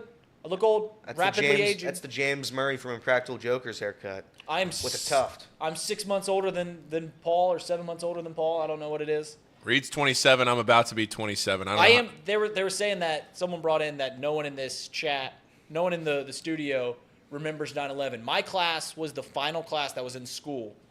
I was in kindergarten. I remember getting sit down to they explained what was going on to a bunch of 6-year-olds. We had no idea. I mean, I just remember getting sit down and they're like, they flew planes into a building. And you're like, I was about a month away. you're going to school. They said, My- you're going to school. You're my going home. Okay. my preschool teacher's dad. I just said this in the chat. My preschool teacher's dad was who told President Bush about when you see the picture of The most famous meme in the world. Andrew right now? Card leaning in. That was my preschool teacher's dad, Wow. chief of staff. That's- Yeah, Andrew Card, and it was my first day of preschool. So yeah, it was cool. All through preschool, I would get because I got real close with my teacher. She would bring in the Air Force One M&Ms all the time, and yeah, it was cool. But yeah, that was the first day of preschool for me. So I don't really remember a ton. My dad worked pretty close to downtown. I actually know somebody that worked across the street. Not to get too far down the weeds of 9/11 here, that we need to do that. It's good. But I Where do. were you on 9/11? Just kidding. But I The womb. don't know. It's always a little different for me being from DC and knowing people that actually saw the plane go into the building and how they have never been able to get over. It's always tough. So I never really talk about it a lot, but it was a very probably different experience for me than a lot of other people. Yeah, Jacob, this is an important job for you as host. You're going to have to somehow transition this conversation to sports. Take it I got back. it. Take it back. we Mr. go. President. Take it back. Baby! Take it away. What a transition. There we go. Beggars. These guys are great. Trust me, I would know. I introduce all the best segments. That was good. All right. The Bengals report is brought to you by Encore Technologies. Encore Technologies provides IT solutions for a data-centered world with a suite of services from mobile computing to desktop to data center, supporting both centralized and work-from-home computing models to improve efficiency. And what, Jacob? Productivity. There it is. Casey? Productivity. That's right. You can visit encore.tech. The path to innovation begins here. Also, there is a new premium alkaline water. At what point do we stop calling it new? I don't know if it's new anymore. It is. The ad read says new. I don't know if it's new anymore. But it is a premium alkaline water. It's Pawnee. We thank our guys from Pawnee all the time. Pawnee is one of our favorite sponsors, and it is a premium alkaline water. It's different from all the other waters you might drink. And you can find their website at pawneewater.com. That is PAHHNI water.com. PAHHNI water.com to see where you can find it. Drink Pawnee Water, get your coffee from UDF, bet with Betfred, and get your technology solutions from Encore. I'm going to have to get a big old box of Pawnee water. So that's all I Well, can, you can take the pallet. that's Take all one I of can those drink pallets. at school. I'm a loyal company man. I'm going Pawnee. to bring my Pawnee from Bring- Hamilton to Tuscaloosa. Here's what you got to do. You got to go to good old Nicky Sabes and pitch them on Pawnee Water as the official water of Alabama football. I'm pretty sure we have a pretty sizable deal with Dasani. So, what? I mean, it stinks. It's It- Coke. Dasani? It Coke. stinks, but yeah, we have a Coke What are you deal. talking about? Gatorade, puts Dasani. Coke in front of every press conference. Man, It's tough. brutal. It's tough. But if I didn't Pawnee realize wants, Dasani was Coke. If Pawnee What's- wants to match the Coke deal money, I'm sure I could talk. We'll see. You just get a water exclusive. Water exclusive would be big. Casey, do we have the grid ready? Seems like Immaculate Grid time. Yes, we do. And good news for Elliot, who always cooks on these grids. Yeah, let me run down. The Reds are on it. Let me run down this. Ooh, I got. No. You can have the Rangers one. I want Detroit and I want Colorado. I want Colorado. All right, then I'll go Detroit. Well, I want Colorado. Who's Colorado? I was gonna go Bobby Steve. I was going to do Moustakas. For Colorado? He played for Colorado. He did. That's a good one. I've That's got- a really I've good got- one. I've got a guaranteed Do Fat low Moose. percenter. Fat Guaranteed for Colorado? low for Colorado Reds. Like I'm I don't talking think like Moustakas will be above 5%. like point. I'm talking point like under a percentage. Hamiltonian? No. Elmer descends. Can we at least do it somebody we know? I don't even want to win the grid. I just No, want put Elmer. Wait. Elmer. Put in Elmer. We can get Tracy Jones on this grid. We can. Then we have to. Let's go. Did Tracy Jones have a 200K season we don't know about? No, I wanted to do. This is ruining Elmer it. with an E. Descends. Yep. Played till 2010. Point 2. I really would like to know Moustakas. I'm going to try to figure it out. All right, Elliot. So Put Tracy Jones in there. Put Tracy Jones for Detroit. Detroit and Cincinnati. Ooh, over Big Pasta.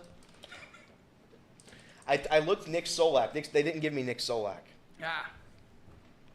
0.1. 0.1%. We're gonna do the opposite side of the Josh Hamilton trade for the Reds. I just looked at Josh Hamilton. He's at 34%. Well, let's do the opposite side. Edison Volquez has to have a very Yeah. Okay. have a low percentage. Put in I'm Volquez. still trying to think of somebody else though. Edison. You can put Edison though. No. It's EDIN. There it is. Nice. There it is. 5%. We're not even to 6% yet. For Detroit 200Ks, which Mets pitcher do we want to use? Or neither? Scherzer. Oh, what about wait, hold on. Let me check one. Hold on. What about the Bird? Go old school. I feel like people forget Scherzer played there. I would Let's say go- so as well. Let's go Scherzer. Well, wait. You want a Cy Young there, right? Get- my God. Try a different one. Try a different one real quick. Yeah, Not, he did win it. Cy Like, do a different box because I think I might have a good one. I just got to check and see if it works. Pirates row. Anybody cook on the Pirates row? What about a guy like Jason Bay? I know Jason Kendall didn't play for any of those 3 teams. I'm trying to think of obscure catchers.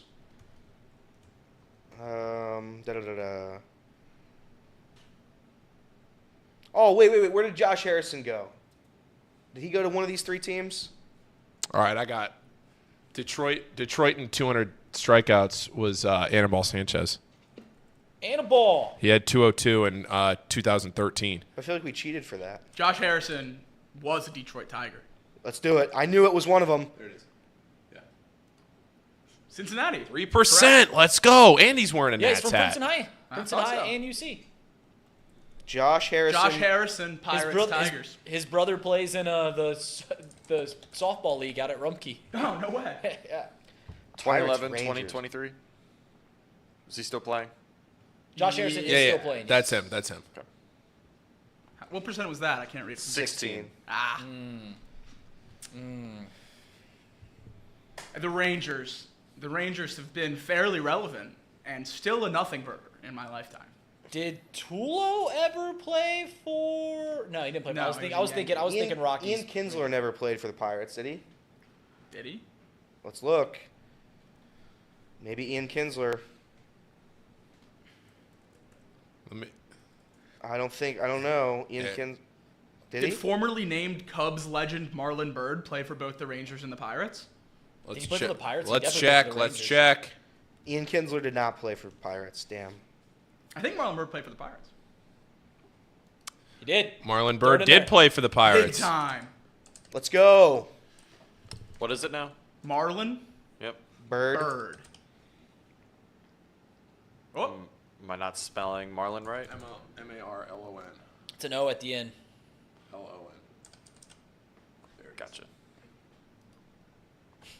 Yeah, I threw out the 7%. Bird Mark Fidrich for the Tigers 200 Ks. Yeah. He threw 260 innings as a rookie and was like second in Cy Young voting. He had like 93 Ks. Back in the 80s, baby. Put the ball in play.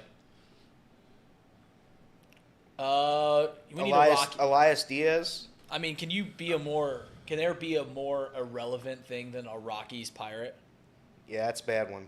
is there a Rocky with 200K? I mean, like, Did Ubaldo Jimenez? AJ Worst says Elias Diaz. We'll go Elias Diaz. Elias. Elias. Diaz. What was that percentage? 10. It's pretty good. I was going That to is say pretty good. Clint Barmes would have worked there too. Sir Boy says Colby Lewis. 200Ks Rangers. Colby Lewis. Colby. Thank you, Sir Boy. Thank you, AJ. Oh! Sir Boy with Sir a Boy miss. led us wrong. Sir Boy. I was trying to check it before we put it in there. Oh, Sir Boy. Sir Boy. Sir, you know what? I might snap Sir Boy. Sir Boy, what the hell was that guy? Sir Boy. Sir Boy. No. You didn't Sir even. Boy. We didn't Sir even Boy, get you're time about to get check snapped. What are we doing? it. Turn it off. Oh, I mean, that's a shame. Colby Lewis he came up 4 short in 2010, 196. Did Ubaldo Jimenez get 200 Ks for the Rockies? did Herman Marquez? Put in Ubaldo Jimenez. UBA. He had to. UBA. UBA. Jimenez. Ubaldo Jimenez. 71. Doesn't even matter. 71. Oh. I mean, so He was a far. 71%. brutal. I mean, Scroll down. How many options were Rockies have thrown 200Ks in a there? season? It looked like 3. 3. Who are Come they? on. Who were they? Me, Ubaldo Jimenez. Herman? Yeah. Herman and Pedro. No, I don't know who that is.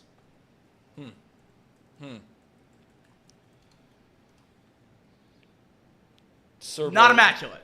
Not immaculate because of Sir Boy. Thank you, Sir Boy Wonder. Thank you, Sir Boy Wonder, for Wow. ruining our day. All right, let's do the football one. Are we doing the football one? Are the The Bengals? Bengals are on it. That's the only they? reason I say that. It's the only reason I Can we just suggested get the that. Bengals section? Yeah, just do the Bengals section. Bengals, Steelers, Mike Hilton, Or Larry. James Harrison, Larry Ogunjobi. James Harry. I think James would be, Larry Ogunjobi will be the lowest percentage. just because of the name. I don't think people know who he is. Good one. Good one. 7%. Bengal Bear. Andy comes to mind. I mean, yeah, that's the easy one. Remember when Andy Dalton started against the Bengals and was winning the entire game, and then they threw in Justin Fields, and it almost ruined the game for the Bears? Yeah, Joe Burrow threw 3 interceptions on 3 straight Ooh, passes. Cedric Benson. I try to forget that. Cedric Benson. Let's give Cedric Sir was Boy a good. chance to redeem himself. No, don't put it. If it's from Sir Boy, don't put it. It's Cedric Benson. That's an. Bengals, Colts. You want to go Margus Hunt? 39%. Yeah, that's a good one. Margus. GUS. 22. What? Wow. That's 22% crazy. of people should not know who Margus Hunt is, much less guess him on a grid. All right. That was was your fun. football That was immaculate football grid. grid. Basketball Basketball grid? I don't like how they Can we don't have the let's see if we can get logo. one person on the basketball one- grid. let's Go get- over to basketball. It's men's basketball, so does that mean it's like No, it's the NBA. I don't know if I can get one of these. You can get the well, whole All-NBA. Jordan. Tim Duncan. get Chris Jordan. Paul. No, Jordan didn't play for the Hornets. Jordan just owned the Rodman Hornets. for Bull Spurs? Yeah, What'd you say? Rodman for Bulls Dennis Spurs? Rodman. Bulls 28. Wolves, Jimmy. Butler. Yep. His dread extensions. Look in at the that- day are look at that so picture. Funny. Look at that picture. Jimmy Butler had dread. No, he put extensions in for media day just to stick it to ESPN. That's awesome. That's ESPN great. Divulged When was to that? Using a 2K this year. Oh. Before this season, ESPN used a 2K headshot instead of the Dreads image for the playoffs. That's funny. Very funny. All right. All right, that's the basketball grid.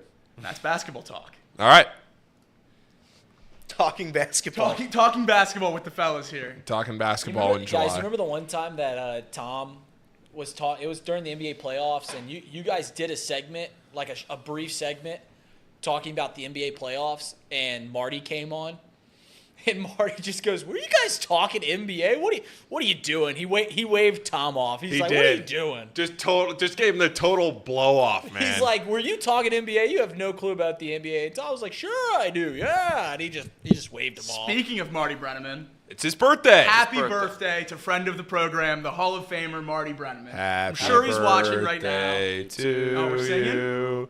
Happy birthday to you. No, we're done singing. Happy birthday. I mean, we had one line left.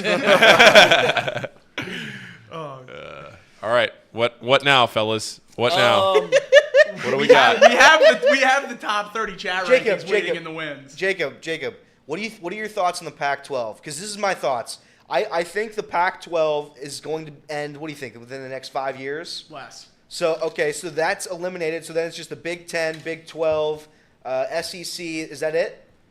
I think it's those three conferences with Okay. right around 20 to 25 teams in each. Now, what do you think the landscape of college football would be after that? Because in my opinion, if you just take those three conferences, that's Division I college football. Everything outside of that, that's their own thing. If they want to have their silly little bowls, if they want to have the LSU Potato Bowl and the Arkansas Roadrunner Bowl, if they want to do all of that outside of the Division I college football playoff area of football, that's fine.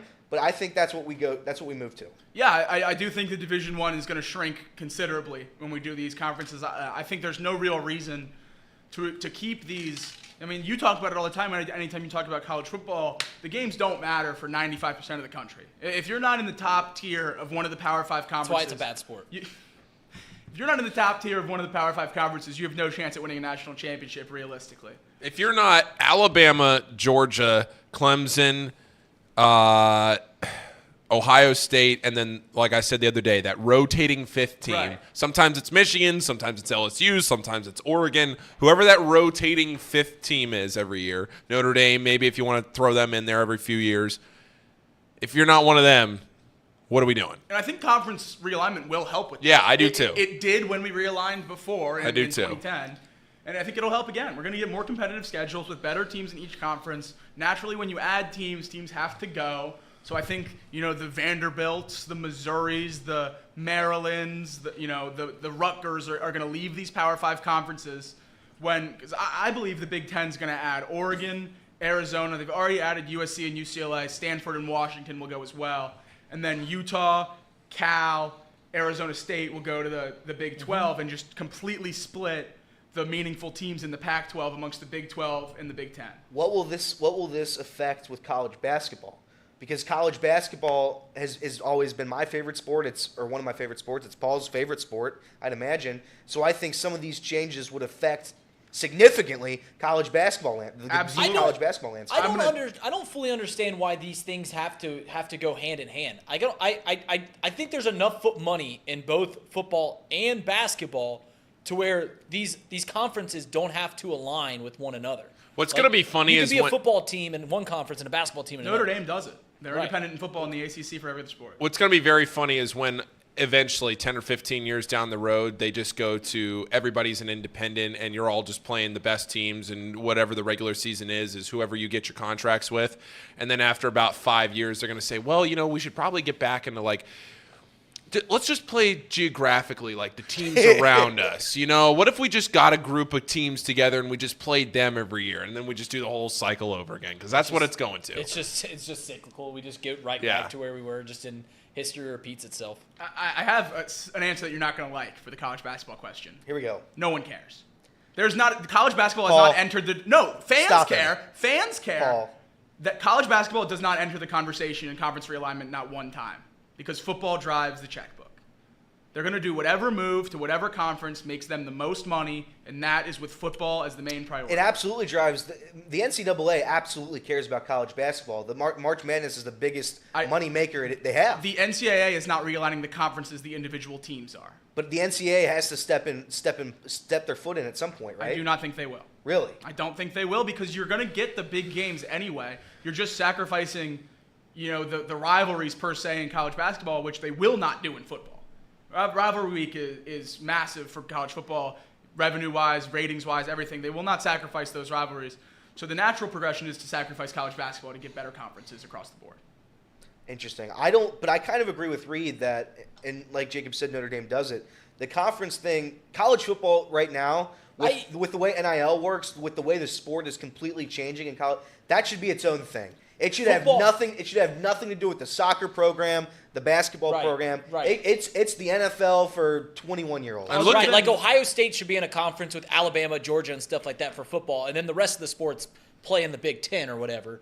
But for football itself, it's such a moneymaker that these teams should just have a mega conference, a super conference, and that just they don't have to go hand in hand.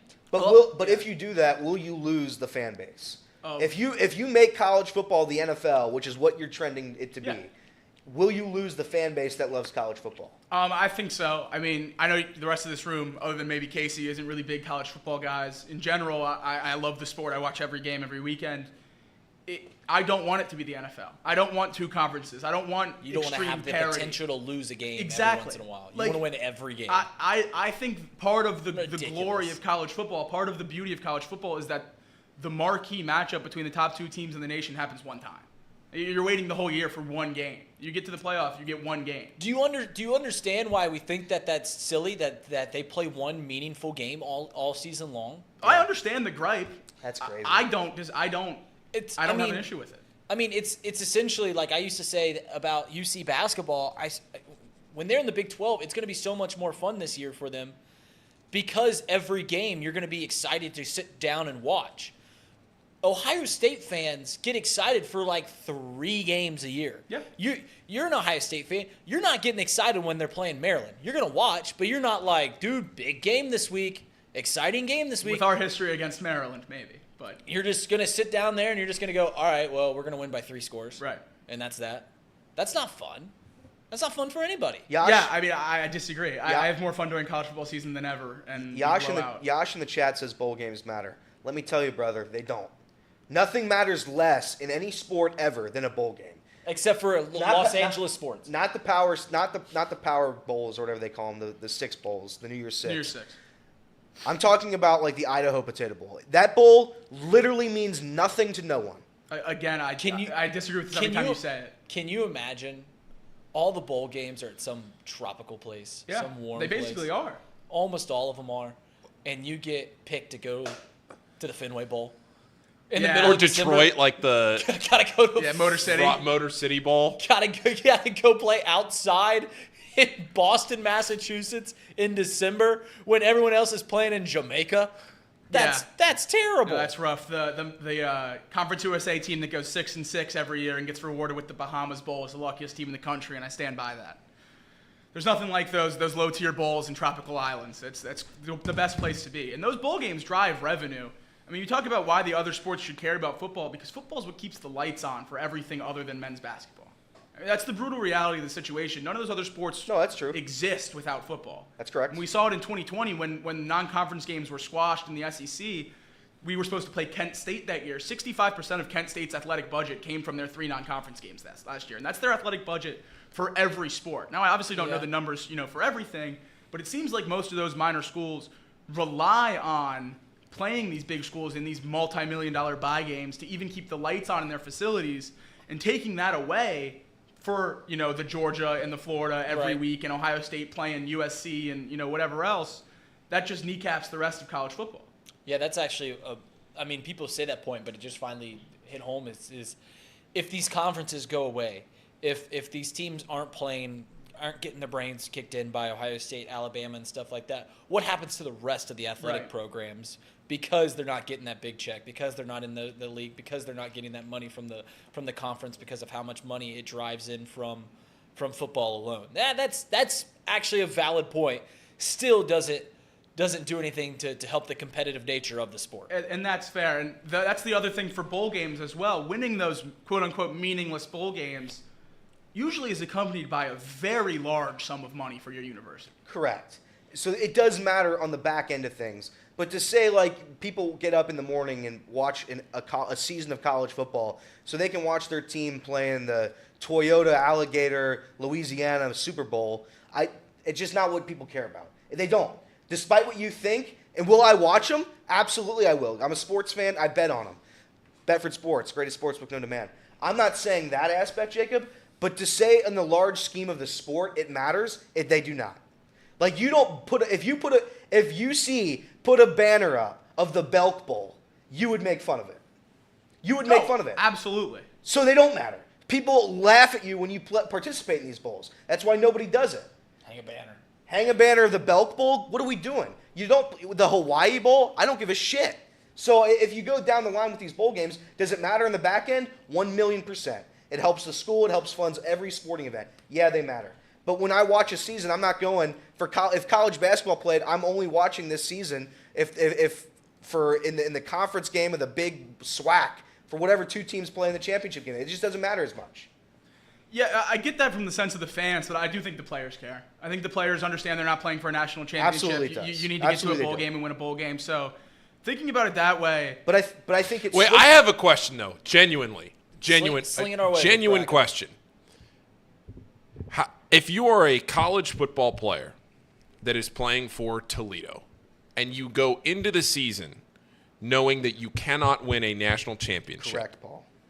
How do you motivate yourself? What are you That's talking? not the goal. What are you talking about? You think Miami basketball players go into the season going Yes. let's win a national championship? Yes, No, I they do. do You not. have No, to. they don't. Yes. They don't. No, they don't. You have any rational That's wrong. human being. This is wrong. Any rational human being goes into the season with realistic expectations, and maybe they're not even realistic, but you say, let's win the conference. That's what they're going Yes. for. That's what they're In going. college Making ba- the play, No making way. the tournament No is college- goal in way. college in basketball. college- Ohio- People at Yeah. DePaul do not go into the season going, we Didn't can win. Ohio make We're a gonna- Final Four? I mean, you at least give yourself a chance. Look at this past year. You think Elite Eight? you think those kids at FAU went into the season not at least thinking, "Hey, we got something here"? No, I don't think anyone at FAU thought they could win a national ever, championship. until they got to the tournament, ever thought about the national championship. That's Right. wrong. I think truly Yeah, don't I think think that. that's wrong. If I they think are that's very thinking about the wrong. national championship, they wouldn't have made it there because that's Col- an outlandish goal to have. College I truly baseball don't has think it. that. College basketball have it. Every other part of college sports has a chance for any team of any conference to make a championship. College football is the only one that doesn't. It's the only one. If you've ever played athletics, you don't Right. you don't sit down. No. I'm not saying that Miami kids go into the season expecting to win the national championship. I'm asking, how do you motivate yourself when you know that there is no goal to reach your highest not level at playing your for that. sport? You're not Because playing you're not for playing that. for that's not your goal. That's Yeah, it is, simply dude. not your That's goal. just What are you wrong. talking about? Your motivation is to win the league, to beat your rivals. You're talking your conference. You're conference. telling me the Xavier 100%. Musketeers and UC Bearcats, they start these seasons thinking, oh, let's just win the conference, and then after that, nothing They matters. have a chance. They have a chance. This is wrong. Then the whole argument's skewed because you absolutely have a chance if you're FAU to win a national championship. They quite literally, they had it. They had the But chance. that doesn't mean they had that That's not expectation, their goal. and they That's definitely not their, did not. That's That was not their their goal. expectation. Yeah. You're right. That is that is not their Paul expectation. didn't say it's their expectation. He said there's a chance. He I'm said just you go into the season with the hope the chance. In a perfect world, in a perfect scenario, if you win In a perfect world, you see made the playoff. He's asking yourself, how do you motivate yourself Because knowing if you you play win- in the championship? because if you That's win- not how you motivate yourself. No, you don't no, motivate no. yourself saying If we you- can win the national If championship. they if we win it. all their games, if you win all your games in college basketball, you go to the But tournament. that's not how you motivate yes, yourself. it is.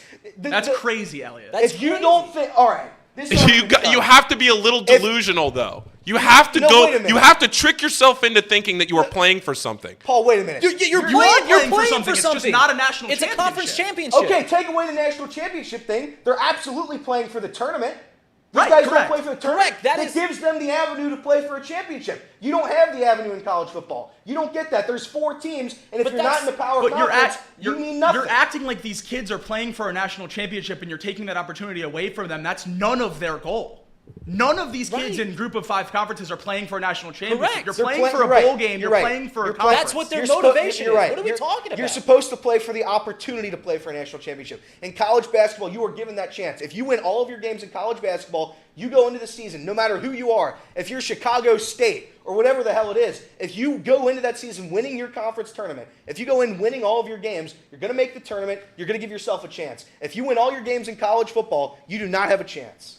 That's a horrible comparison because the college basketball season not. is 3 times as long as college football.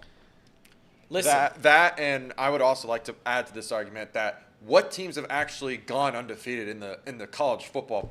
UC Like, made the playoffs as a Group of UC 5 team that went UC undefeated. is like one of the And they most still didn't recent control ones. their destiny. But They didn't control their destiny that year. Because you only played If 12 Oklahoma games. State, if Oklahoma State wins, UC is not in the playoffs. Because you only played 12 games. if If you play 40 games, then maybe you can get those bad teams in, but you can't play a 12-game horrible schedule against no competition and expect to have the same shot. the problem I have with the argument that we're currently having isn't the merit of college football or college basketball. The problem I have that is an absolutely ludicrous assertion to think that Toledo has nothing to motivate themselves, Toledo football, don't. just because they that's cannot crazy. win the They national don't. championship. That is crazy. If you've ever played athletics, there's more motivation than just like the championship in your brain is we're Toledo Rockets. We want to be the best team in the MAC. That's the motivation. To think that there's only one goal in sports is everything that's wrong with amateur sports then. And when you get to professional, yeah, there's truly only one goal. Actually, you know what? There's not Forget even it. professional teams that think they can win the Super Bowl Forget this it. year. Yeah, we yelled at Tom up here because he said it is the Reds should absolutely, if they don't win the NLCS, then what's the season worth? That's a ludicrous assertion. You're basically saying the same thing. Anything short of a national championship is not worth it. That's absolutely not what I'm saying. I'm saying that it doesn't give people the doesn't give teams You're right. the You're not opportunity. motivated by that opportunity. you're If the not- only thing you're that not wrong motivates you about is an that. opportunity to That's win a not national what- championship, you shouldn't play college sports. That's College how we're wrong. sports, I'm fighting with the fact that Paul said, how do you motivate yourself to compete when you can't win a national championship? No one that goes to any of the, like, I truly don't believe that the majority, that Fairleigh Dickinson got up in the morning before the first game of the season and said, let's win a national championship. That's not That's debate. not what I'm That's saying, not the though. debate. They know that going into the season that they have a chance to do that. But I don't think that ever enters their mind. Yes, it does. Oh, dude. yeah, it does. Give me a Yeah, break. it 100% Give me a does in break. basketball. It For Fairleigh 1,000% does. Give me a For Long break. Island U. For all these schools, 1,000% because you're seeing it more and more now. You look we're at seeing those teams win No national 14 championships. through 16 seed thinks about winning a national championship at any point. In the Nobody's year. debating They want the to make the national championship. We're playoffs. saying the avenue to get to the national championship is the tournament. People absolutely think about the tournament. There's no Yeah, tournament. to in get to college the football. tournament, how do you get to the tournament? You win your conference. That's the goal. Okay, well then you can have multiple goals in a year. No one below, I don't know, probably a 10 seed has the goal of winning a national championship at the beginning of the year. It's winning a conference. Nobody is it's arguing making the a national playoff. championship thing anymore, though. That's where this argument's lost. Because that's nobody's. what I'm That's arguing the because you guys point. said, how do you motivate yourself to be an You're athlete motivated to by so compete many if other you can't things. win the national championship? I said there's a billion ways to motivate yourself. That is absolutely crazy to think that the only way you can motivate yourself as an athlete is because you think you can win a national championship. No, of course you want to do your best. That's not what I'm saying. Guys Well, out there that's still want what to I'm boost their arguing. personal stats. That's what I'm arguing. I'm saying that there is no chance ever. There's no. If they did everything right, if every MAC team did every single thing right, if they won every game by 30, they are not in the playoff. They are not. If Toledo goes 12-0 and wins every MAC game by 30, and LSU goes 11-1, losing one game to Alabama, you think Toledo deserves a spot? That's what you're saying? No, I'm saying that. I'm not saying that. I'm just saying it's not possible. And it shouldn't be because the season's shorter. It's just this is a debate that I'll never understand the other side of. So to say college basketball players think that they don't have a chance to win a championship is crazy. I think it's crazy to say the other way. They have the avenue. I think it's- they do yeah. have an They have the avenue. avenue. I just don't think that it ever enters their mind. I mean, like, in Loyola Chicago has made several Final Fours. Once you get there, sure. Once you're starting to Several. win, but when you start the season, when you're competing yourself, when you're getting ready, gearing up for the season, it never once does the coach. Maybe he does. That's wrong. But That's I just don't wrong. think the teams are going back in the locker room and be like, we're going to win that. We can win a national championship. Sure, you go game by game basis. You go season by season basis. That's not what motivates you as an athlete. You take it one step at a time, but the end goal is for every single college basketball team, every single one of them, the end goal is to make the NCAA tournament. That is the goal of every single program in college basketball. Right. When you're Winning your how conference. do you do that? How do you do that? Winning your How do you do conference that? is- How do you do that? Winning the conference. That's the goal for every college football team. That's what they're. That's not the point at all. That's what they're That's trying not to the compete for. You're complaining about First- motivation. This is. I can't help anybody anymore. I mean, to say college football players can't be motivated because they don't have a chance to win a national championship is absolutely ludicrous. Because why would they play? Right. Why? For tuition dollars, so they can pay for their. What about the many, many walk-ons? Yeah, I was gonna say. Countless, So countless schools. So they can play the sport they love. So they're not motivated though. They're motivated. Okay. They're motivated. That's all we were arguing here. Boom. But All we were arguing is motivation. I just don't understand that. Like I just would give me a chance to win something. Paul. Win your Paul, conference. Win a bowl game. Win your Paul. conference. What does that matter? Winning your do you conference, mean? you get a ring, you get a banner at the school. Paul, help your me. name Your will name's be on a wall for remembered at that eternity. school.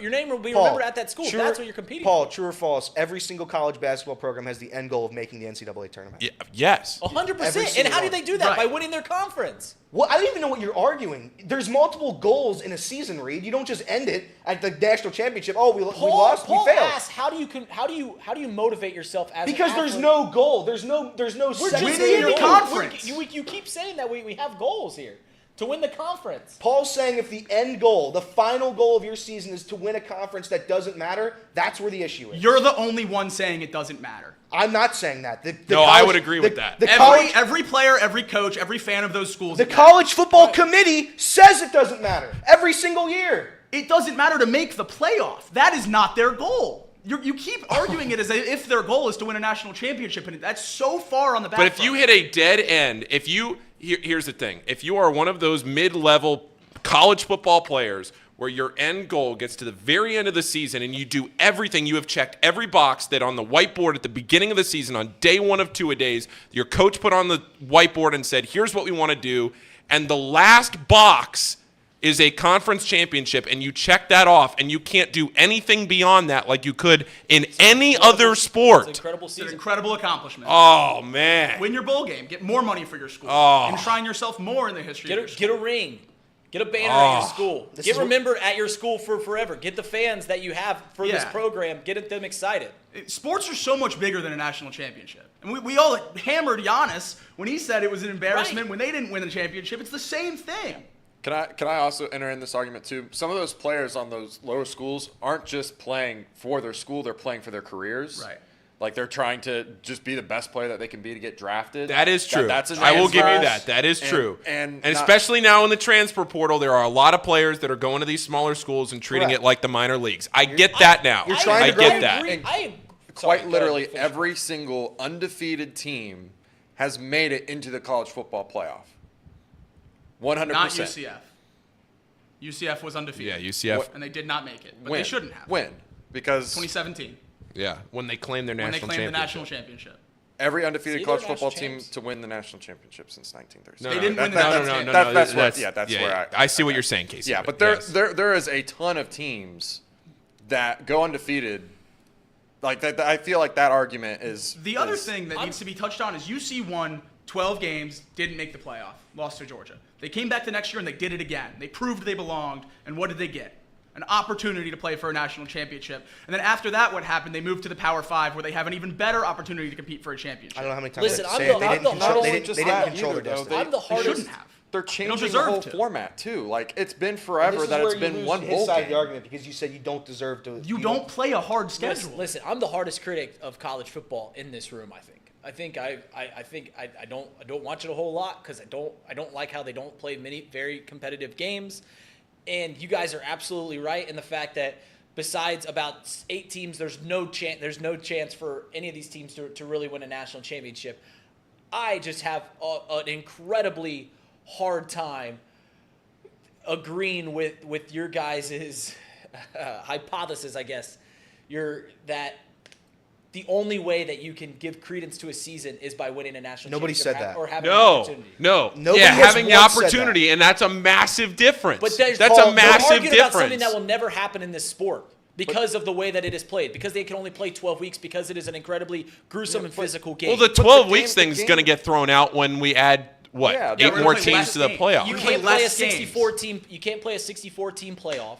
Yeah. Less So games I make just strength don't. I of guess I schedule just more don't know important. what we're arguing about. You become an athlete. You give yourself motivation, and you check that final box of these are the goals we want to get, and when you hit them, incredible season. That's what they're playing. Let every, which I don't know, this may be what they're going to do. I think it is what they're going to do, but I could be wrong. It's in fact, it's 100% not what they're going to do. Let every conference winner in the playoff. It is. It is. So every Power 5, not every conference winner. That's Every heinous. conference winner. Absolutely Every not. conference winner. God, No, that's You- not you- a the Let 'em Power in. The Power 5 conferences get in. Yeah. Then you have the next two highest Yes. on whatever, no qualifier. Yeah. The highest non-Power 5 team. Yes. And then you have 4 more wildcard spots. Okay. So Why do you want the MAC champion in the playoff? give see, them a this- shot.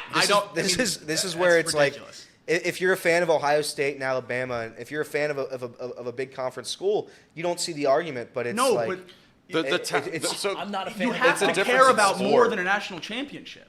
I'm not saying that's the only thing they care about. I'm saying that at the end of the day, everybody wakes up in the morning, they're like, oh, I think if we play our best, I do think there's a road, there's an avenue to don't- show people the that we are the difference- I best. don't difference, think I don't though- think a Toledo Rocket football player that wins that is the quarterback of a team that goes 11-1 wins their league title. I don't think he's going home at the end of this season and going, man, I really wish we had a chance for the national championship. I don't think that. No. I think that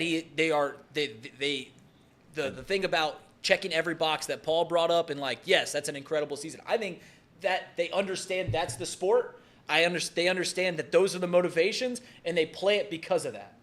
I can And see there's it. and the argument that they have to have a chance to win a national championship is it's never going to happen in this sport because of the way that the sport is played. Yeah, it is there's- so gruesome. You have to go week by week. You can't play 30 games. You can't have a 64-team playoff because we can't ask amateurs to play 20 games in a season. So what are we getting to? The less games you I play, are- the more important strength of schedule is. I'm already against college football because I think that there are so many games that don't matter. But to sit here and argue because we're not giving Ohio University a chance to win the national championship is ludicrous because it's just never going to happen because it can't happen because the way that the sport is played, the way that it is set up. There's 5 players on a basketball team that start, and then you got a 6th, 7th, maybe you got some extra depth there. So maybe a max of 10 players that ever see the court. There's 22 plus on a football team. So the talent pool, just like you're saying, like there's no reason that Toledo should ever expect to have any sort of talent level to compete with Alabama on any given year. It's just not going to happen. Okay, and we've spent enough time on this topic, so I concede that lower schools don't matter. Jacob, go ahead. It's 11:48. Seems Oh, like we it's gotta time do for this. chat rankings. Just go ahead. I'm going to power through. Go ahead. No. I had to go to the bathroom. Just go ahead. Well, we got full screen. We so have you full can screen go. graphics, Paul, so good news for you. How do you want to start this, Jacob? Well, I think we start with 30. All right. Gentlemen, it's the moment you've been waiting for. The top 30 chat power rankings of my time here. Of the summer. Of the summer. At 30, we have our dear friend, White Sammy Sosa. He popped in and out of the chat there for a good month or so. He was fun. He was a good addition. Was it Elliot? Was it Elliot? I think Nope. we need to know. Nope, Hand on the Bible, it's not Elliot's burner? that's correct. It's I not still my have a feeling. burner. Nor do I have a burner. Okay. Now that I don't believe for a second. You have to have a burner in this chat. I do not. Moving on to 29 is Yash. I love Yash. He's been a great addition to the chat, but he was such a late ad in the summer, I didn't feel like I could put him any higher on the list since this is a body of work rankings. But Yash has had an absolutely unbelievable couple weeks with us in the chat. Number 28 is Jordan Earhart. I was let in on a little news. Jordan Earhart's been here for a long time. He has been. He's one of the OGs. He's a Hoosier. We always appreciate that. Jordan Earhart always adds some greatness to the chat, some great points. Mike Ackley was nice enough to come to Reds Night on the riverboat. Got to meet Mike Ackley. Wonderful kid. Slides in at 27. Jordan Battle's number. And at 26, rounding out the first slide here, is Blackmore 1964. Blackmore's a fun time. Blackmore's been here since about my first day. We went back through the chat. He was here consistently. He was here every day for about 2 months. He's faded off here in the last couple weeks, but he's been good. What's his name mean? I don't know. No idea. Blackmore, if you're here, let us know. Not even the slightest idea. We move on to 25 with RM. I would love to know what RM stands for. It's not Reed Mouse. It's not Reed Mouse. I assumed as much.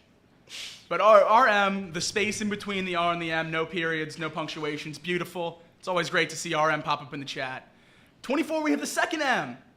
Fred M. Fred M's laser eyes Forrest Gump picture probably could have got him a little higher on this list. But I love Fred M. He's a wonderful addition. Jolly Jolly at 23. Love Jolly Jolly. Jolly Jolly picks up his sword and shield and fights for West Coast sports. And you got to respect that. Love the Jolly food, Jolly too. also provided a wonderful lunch. He did. Jolly's root beer stand is a staple here in Hamilton. It's incredible. They brought It's a incredible. gallon of that root beer. It was fantastic. That root beer was unbelievable. Yeah. 21 and 22, we have two food friends, fried bacon, or fried bologna, and I like bacon. I mean, that, you get a chuckle out of me anytime I see those names in the chat. Love those two. Fried bologna's weird text nature with his username. It's Cam Newton-esque, and I always have fond memories of the 2015 Cam Newton MVP season, so a lot of love for fried bologna. Here we get into the top 20, where we have AJ the Worst. AJ, Oh, no! Oh, AJ no! is the worst to me. AJ the Worst has been a consistent contributor to this chat, and he absolutely deserves to be on the list. But he is the worst. He's the worst. But he cracks the top 20. I love AJ. Thank you for all the support. Do you love AJ? I don't think you do. You can't have a last name worse and expect me to do anything else. All right. 19, CJ Elfers. Again, an everyday contributor. Man comes in, puts on his hard hat, and gets to work in the chat. Mr. Mo, touched on Mr. Mo earlier today. If the Mo's for Moeller, it's not good. But It's you for said Morgan. Morgan. It's for his name's Morgan. I can get behind Mr. Morgan. Okay. Elliot knows a little bit about a Morgan, right? Joe? Morgan? Joe. Oh, see, I continue on. Love Mr. Mo. He was another late addition, but he's been here every day, adding some great stuff to the chat. 17, Excalibur Iron Force. That's another name I would love an explanation, like Blackmore 1964. I would love an Excalibur Iron Force explanation, but no complaints about him. Roger Straz is Mr. All Caps. We have a lot of all caps guys in the chat. Roger Straz lives in all caps. There he goes again. Thanks, Big Jake. Go Bama in all caps.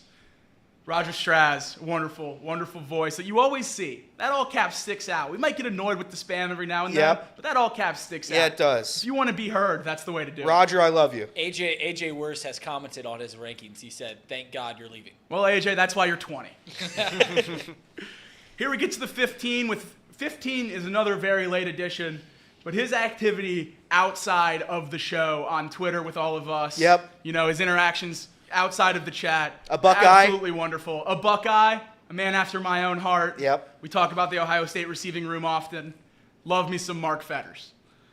Number 14, we haven't seen in a while, but boy, oh boy, was his prime his prime. Man, nobody lived in that 2-week stretch better than Drew Garrison. I mean, Drew Garrison, I don't know what his job is, what that paycheck looks like, but half of it had to be in Super Chats. I love Drew. Drew is my guy. From off the bench to Chatterbox Reds, that man had a constant stream of money coming in Super Chats, and we appreciate that. He's one of the greats. Number 13, Spirit Cat. I love the real Spirit Cat. Love the real Spirit Cat. We got to meet him in person too, Jacob. Of course. He gave us these. I don't know if we've ever showed these off. These were, he gave us a set of these. Hang on, I don't know if we can. Yeah, show I'm Jacob. I'm gonna show Jacob. Show Jacob. We got a Wonderful coaster set. these coasters. He made them for us. Hand etched Chatterbox Sports logo. Wow. Truly wonderful. Truly wonderful. After Spirit Cat is David Brown. There was some backlash in this theater when I had David Brown in my top 15, and I didn't like it. I like David Brown. David Brown is a ball knower. David Brown knows what's up. David Brown wants to trade Jonathan India. David Brown also wants to trade Alexis Diaz, which knocked him down a couple spots. But I love me some David Brown. He's always coming after Elliott on Twitter. Well, which is beautiful to nobody see. hates Jonathan India more than this guy. This guy despises him. Absolutely despises Jonathan India. He was the first one. He was before Evan. He was before Evan. He was before Jacob. He wanted, you know what? He wanted Jonathan India gone before he got to Florida. That's how bad this guy, Nathan, or no, who was it? David Brown. Hates. You don't even know who you're yelling about. That's true. Continue on.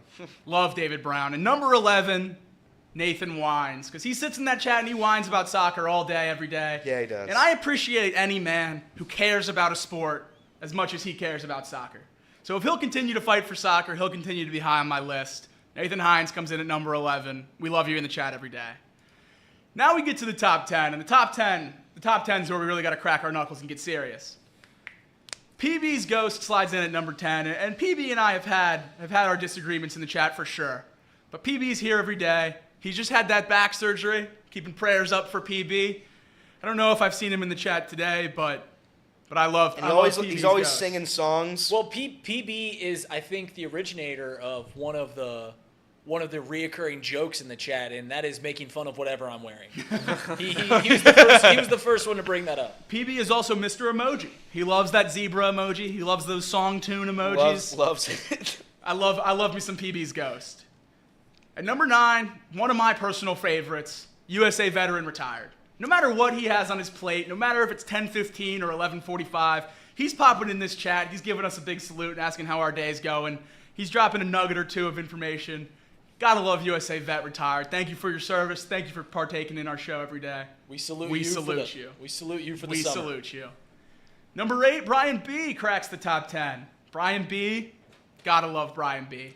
There was a point this summer where I thought Brian B was going to be my least favorite chatter because he was I forget what he was negative about, but he was negative about it for about a 2-week stretch. And then he has become slowly one of my favorite humans of all time. Brian B, I love you. He's a big proponent of the snap. He loves when I snap people. So, Brian, we love you. You're well deserving of a top 10 Any slot. man that's as power hungry as you are deserves a spot in the top 10. That's correct. Jacob. Brian B also he's woke on Evan Marr. Is he? He thinks Evan's Nick Kirby's burner. Oh, Ooh. in human form? I get Evan exists, so We have met Evan. We know Evan is a real person. All right, so after Brian B, we get to Elliot Sucks. Oh, wait, sorry, I'm just reading the chat. Chad Waits at 7. It was a poor attempt of stand-up comedy. I was really poor. That's what a bad stand-up comedian does. That's how he transitions it.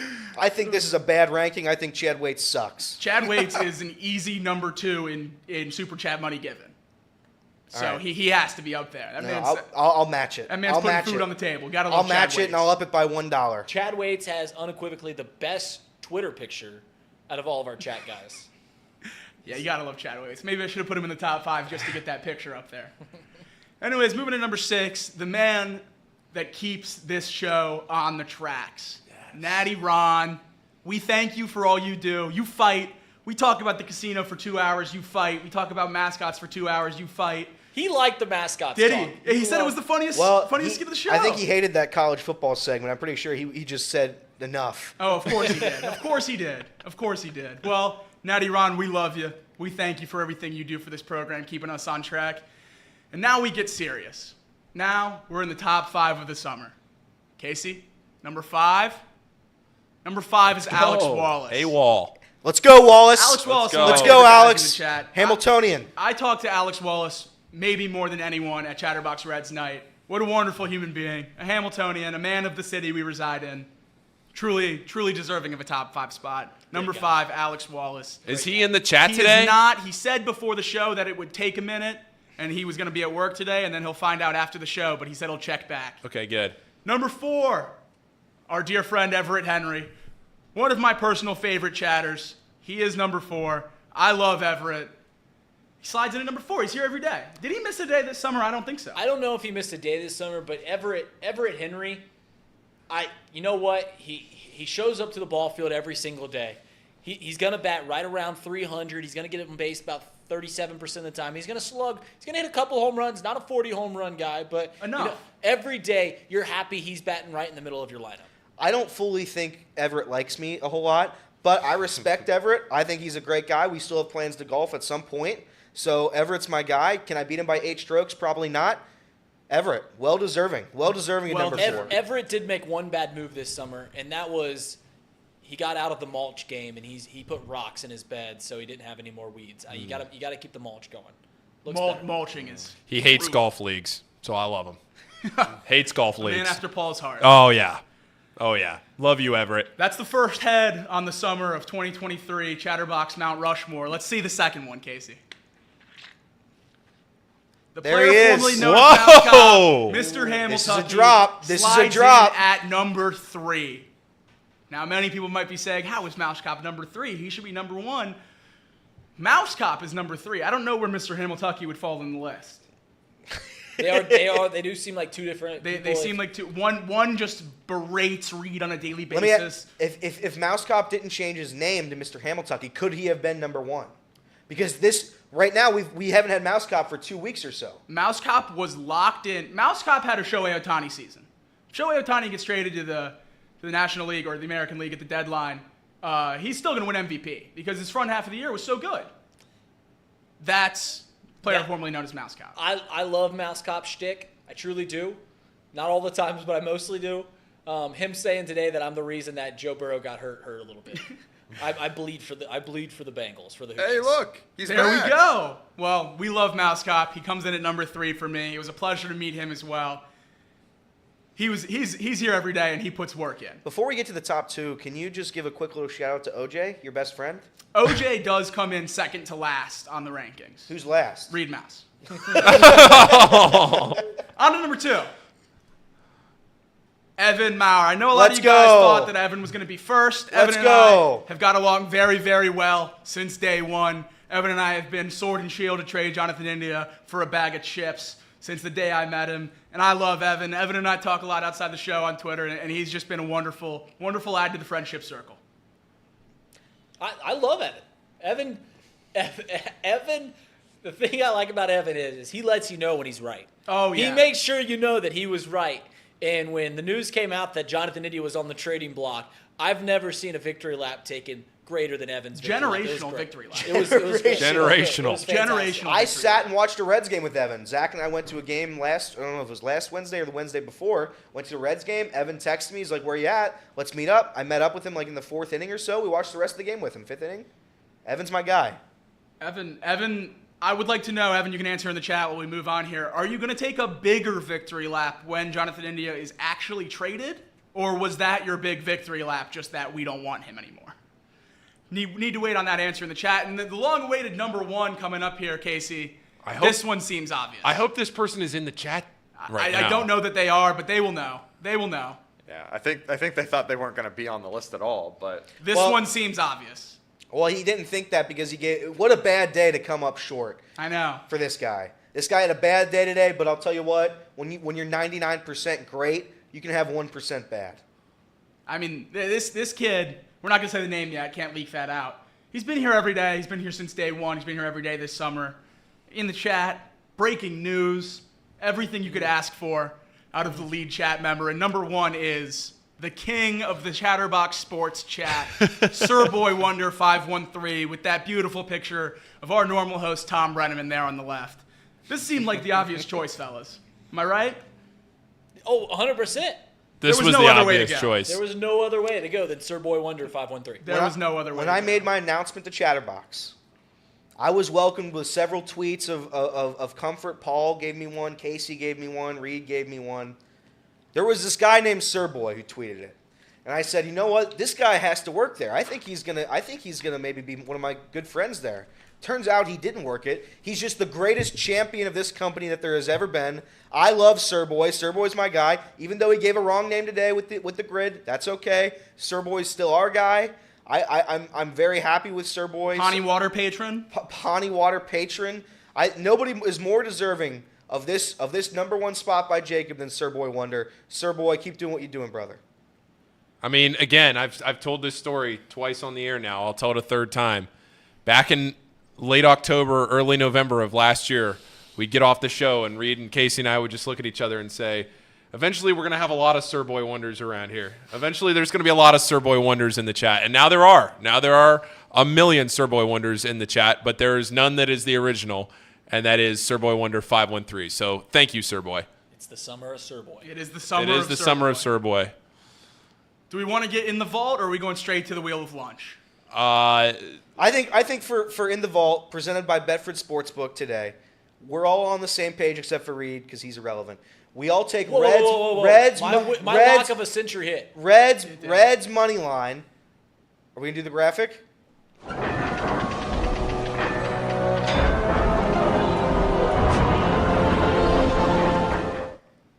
Plus 205, I think it is. The last time I checked, it might be different. Plus 205 on Betfred Sportsbook. Reds money line to beat the Dodgers. Are you guys ready for this one? Reed's gonna love this. Yeah. No. Oh no. Yesterday, I parlayed every MLB game. Hit it? I missed one. No. You didn't think the Angels were going to sweep, did you? No, I got the Angels sweep. I had the White Sox over the Guardians. I know. It was tough last night. Stone's throw away from generational wealth. Just brutal. There's only 5 games. It was six games. I went 5-1. Brutal. It was like plus 1,500 or something. All right, and today's, by the way, Wheel of Lunch is a special Wheel of Lunch. It's only Jacob's choices. Jacob is going to put every choice on the board, some of our favorite spots in his time here. I thought I nixed this pre-show. Yeah, we did, but then I'm bringing it right back before you could say anything. So here we go. Wheel of Lunch, Jacob's last lunch. Reed, I think this needs to be a Hamilton-specific wheel. Oh, no. I think there's no chains. No chains. Nothing we go to all the time. Well, I was going to throw one chain in there. Oh, what is it? Texas Roadhouse. I'm down. Oh. Okay. Gina's on there. Yeah. Billy Yanks. Avenue. Billy Yanks, the Avenue. I want Sonic on there, Jacob. Will you do it I with think me? it needs to be on there. Thank you, Jacob. You know what else should be on there, just for Paul, because I know he wants it so bad? Panda? Wingstop. Wingstop, yeah. All right, this is Jacob's wheel. Yeah, Wingstop. Wingstop. Let's just go 3 slices. Panda, Wingstop, Jocko's. You go to Gina's. Gina's will be on there. Gina's will be on there. Gina's, Roadhouse, Yanks, Avenue. What else am I missing? Sonic? Wingstop and Sonic. Sonic. Sir Boy Wonder with a $5 super chat. Actually, $4.99 super chat. Jacob, Leaderman, by the hype. Trade India. Elias God. Have a great year, Jacob. We will miss you. 100. Go Bucks. Happy trails, my friend. I appreciate it, Sir Boy Wonder. Is there anything else in here that I'm missing? Yeah, put the trampoline park and Jeff Ruby's, and that's it. Trampoline park and Jeff Ruby's.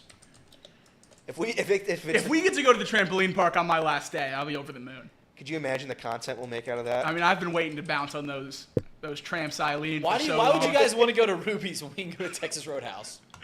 Yeah, that's a good question. All summer we've been trying for that trampoline spot. I know. Here we go. Ruby, see ya. Smell you later. You know what? Smell It you makes later. sense. We would have got Darn. that Jordan cake for $4,000. That's right. It makes sense. That's a good one to eliminate first. It's not that expensive. Mark Fetters No, I know. with a $2 super chat. Good luck, Jacob. What are you talking about? A steak's $70. Yes, Mark, you're the look at best. this I love wheel. Mark. Too expensive. Who's out there?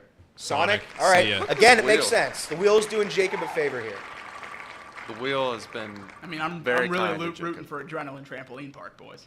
Avenue. See ya, Avenue. Avenue, okay. Not We, going we Again, to did it we ma- did just do that the other day. Not going to pass the St. Anne's. It makes sense. Catholic Festival, Church Festival. We should have put Church Festival on the wheel. What a miss by the No. Oh! I mean, that's a shame. Trampoline Darn. park. I'll say this right now, guys. The wheel, I think this is the most honest the wheel's ever been with this. It's picking good picks to eliminate. This is a good wheel. Come on. Oh no. Oh no Billy Yanks. No Billy Yanks. We're I mean, wouldn't it just be special if it landed on the thing that started all this? Yeah, it would. Let's go. Let's do Gina's, guys. Come on. All right. Yeah, see get you that. all right. See you, I'm Wingstop. so All right, happy with good. either Good. of We these got a options. really good lunch The coming wheel. up. These are both We have an elite amazing lunch coming up. options. Elite lunch here. I will eat more rolls than any of I these think, Texas guys, I think we Roadhouse. might go crazy here if Gina's wins. Do we go to I- both? Did we just go to both? Yeah, we do. I might jump up in my chair and just scream, enjoy. If Gina's wins. I want Let's go, you Gina's. bad. Come on, Let's Gina's. go, Gina's. Come on, Gina's. Gina, Come on. Texas. go, Texas. go. Move. Texas. It's Texas. Everything's stay. bigger in Texas. We're gonna stay. We're getting Let's steak. go get ourselves a We're steak. getting steaks. Woo! All right. Wait, I thought this place wasn't open. No, on Fridays it is. Like Fridays I for said, lunch. Hamiltonians only, no chains, Texas Roadhouse. Perfect. All right, Hamiltonians only. If you don't know this about Texas Roadhouse, every Texas Roadhouse puts murals up of local athletes, local celebrities, and stuff like that. There are two people on the Hamilton Texas Roadhouse murals. Can you name them? Nuxall. Joe Nuxall's one. The other one is not from James Franco. Hamilton. Played college I know. sports close to here. Does it start with a W? He does start with Yeah. a W. All right. He played basketball for Miami. College basketball. He's from Wally Spain. Zerbiak. There he Wally is. Zerbiak is the other. Not James Franco. There's also a giant mural for the Big Red Machine playing poker. That's good. That's good stuff. stuff. That's good stuff. All right, Well, wait. Before you, they want a monologue. They want a closing monologue. If we can get a tight shot on Jacob here, he's Yep. going to give a closing monologue to Chatterbox Sports. Until next summer when he's back. closing monologue. I'm not going to do anything crazy here, but genuine thank you to everyone in the chat, everyone in this room that's given me an opportunity to talk about Cincinnati sports for this whole summer. It's everything I've ever wanted to do, and you guys have given me a platform to do it. And I'm super grateful that everyone, 113 of you, stuck around for 2 questionable hours of television today with me in the host chair, and I'm thankful for that. Thank you to everyone that stuck around. Chatterbox, some special guys here, some special stuff going on. Big things in the future. It's been a pleasure. That's all I got. Thanks, Jacob. Thank you, Jacob. Thank you, Jacob. Thank you, Jacob. Treat the ladies nice in Tuscaloosa. I'll do my best. Toledo's season matters. Are we off? Toledo season matters. Are we off?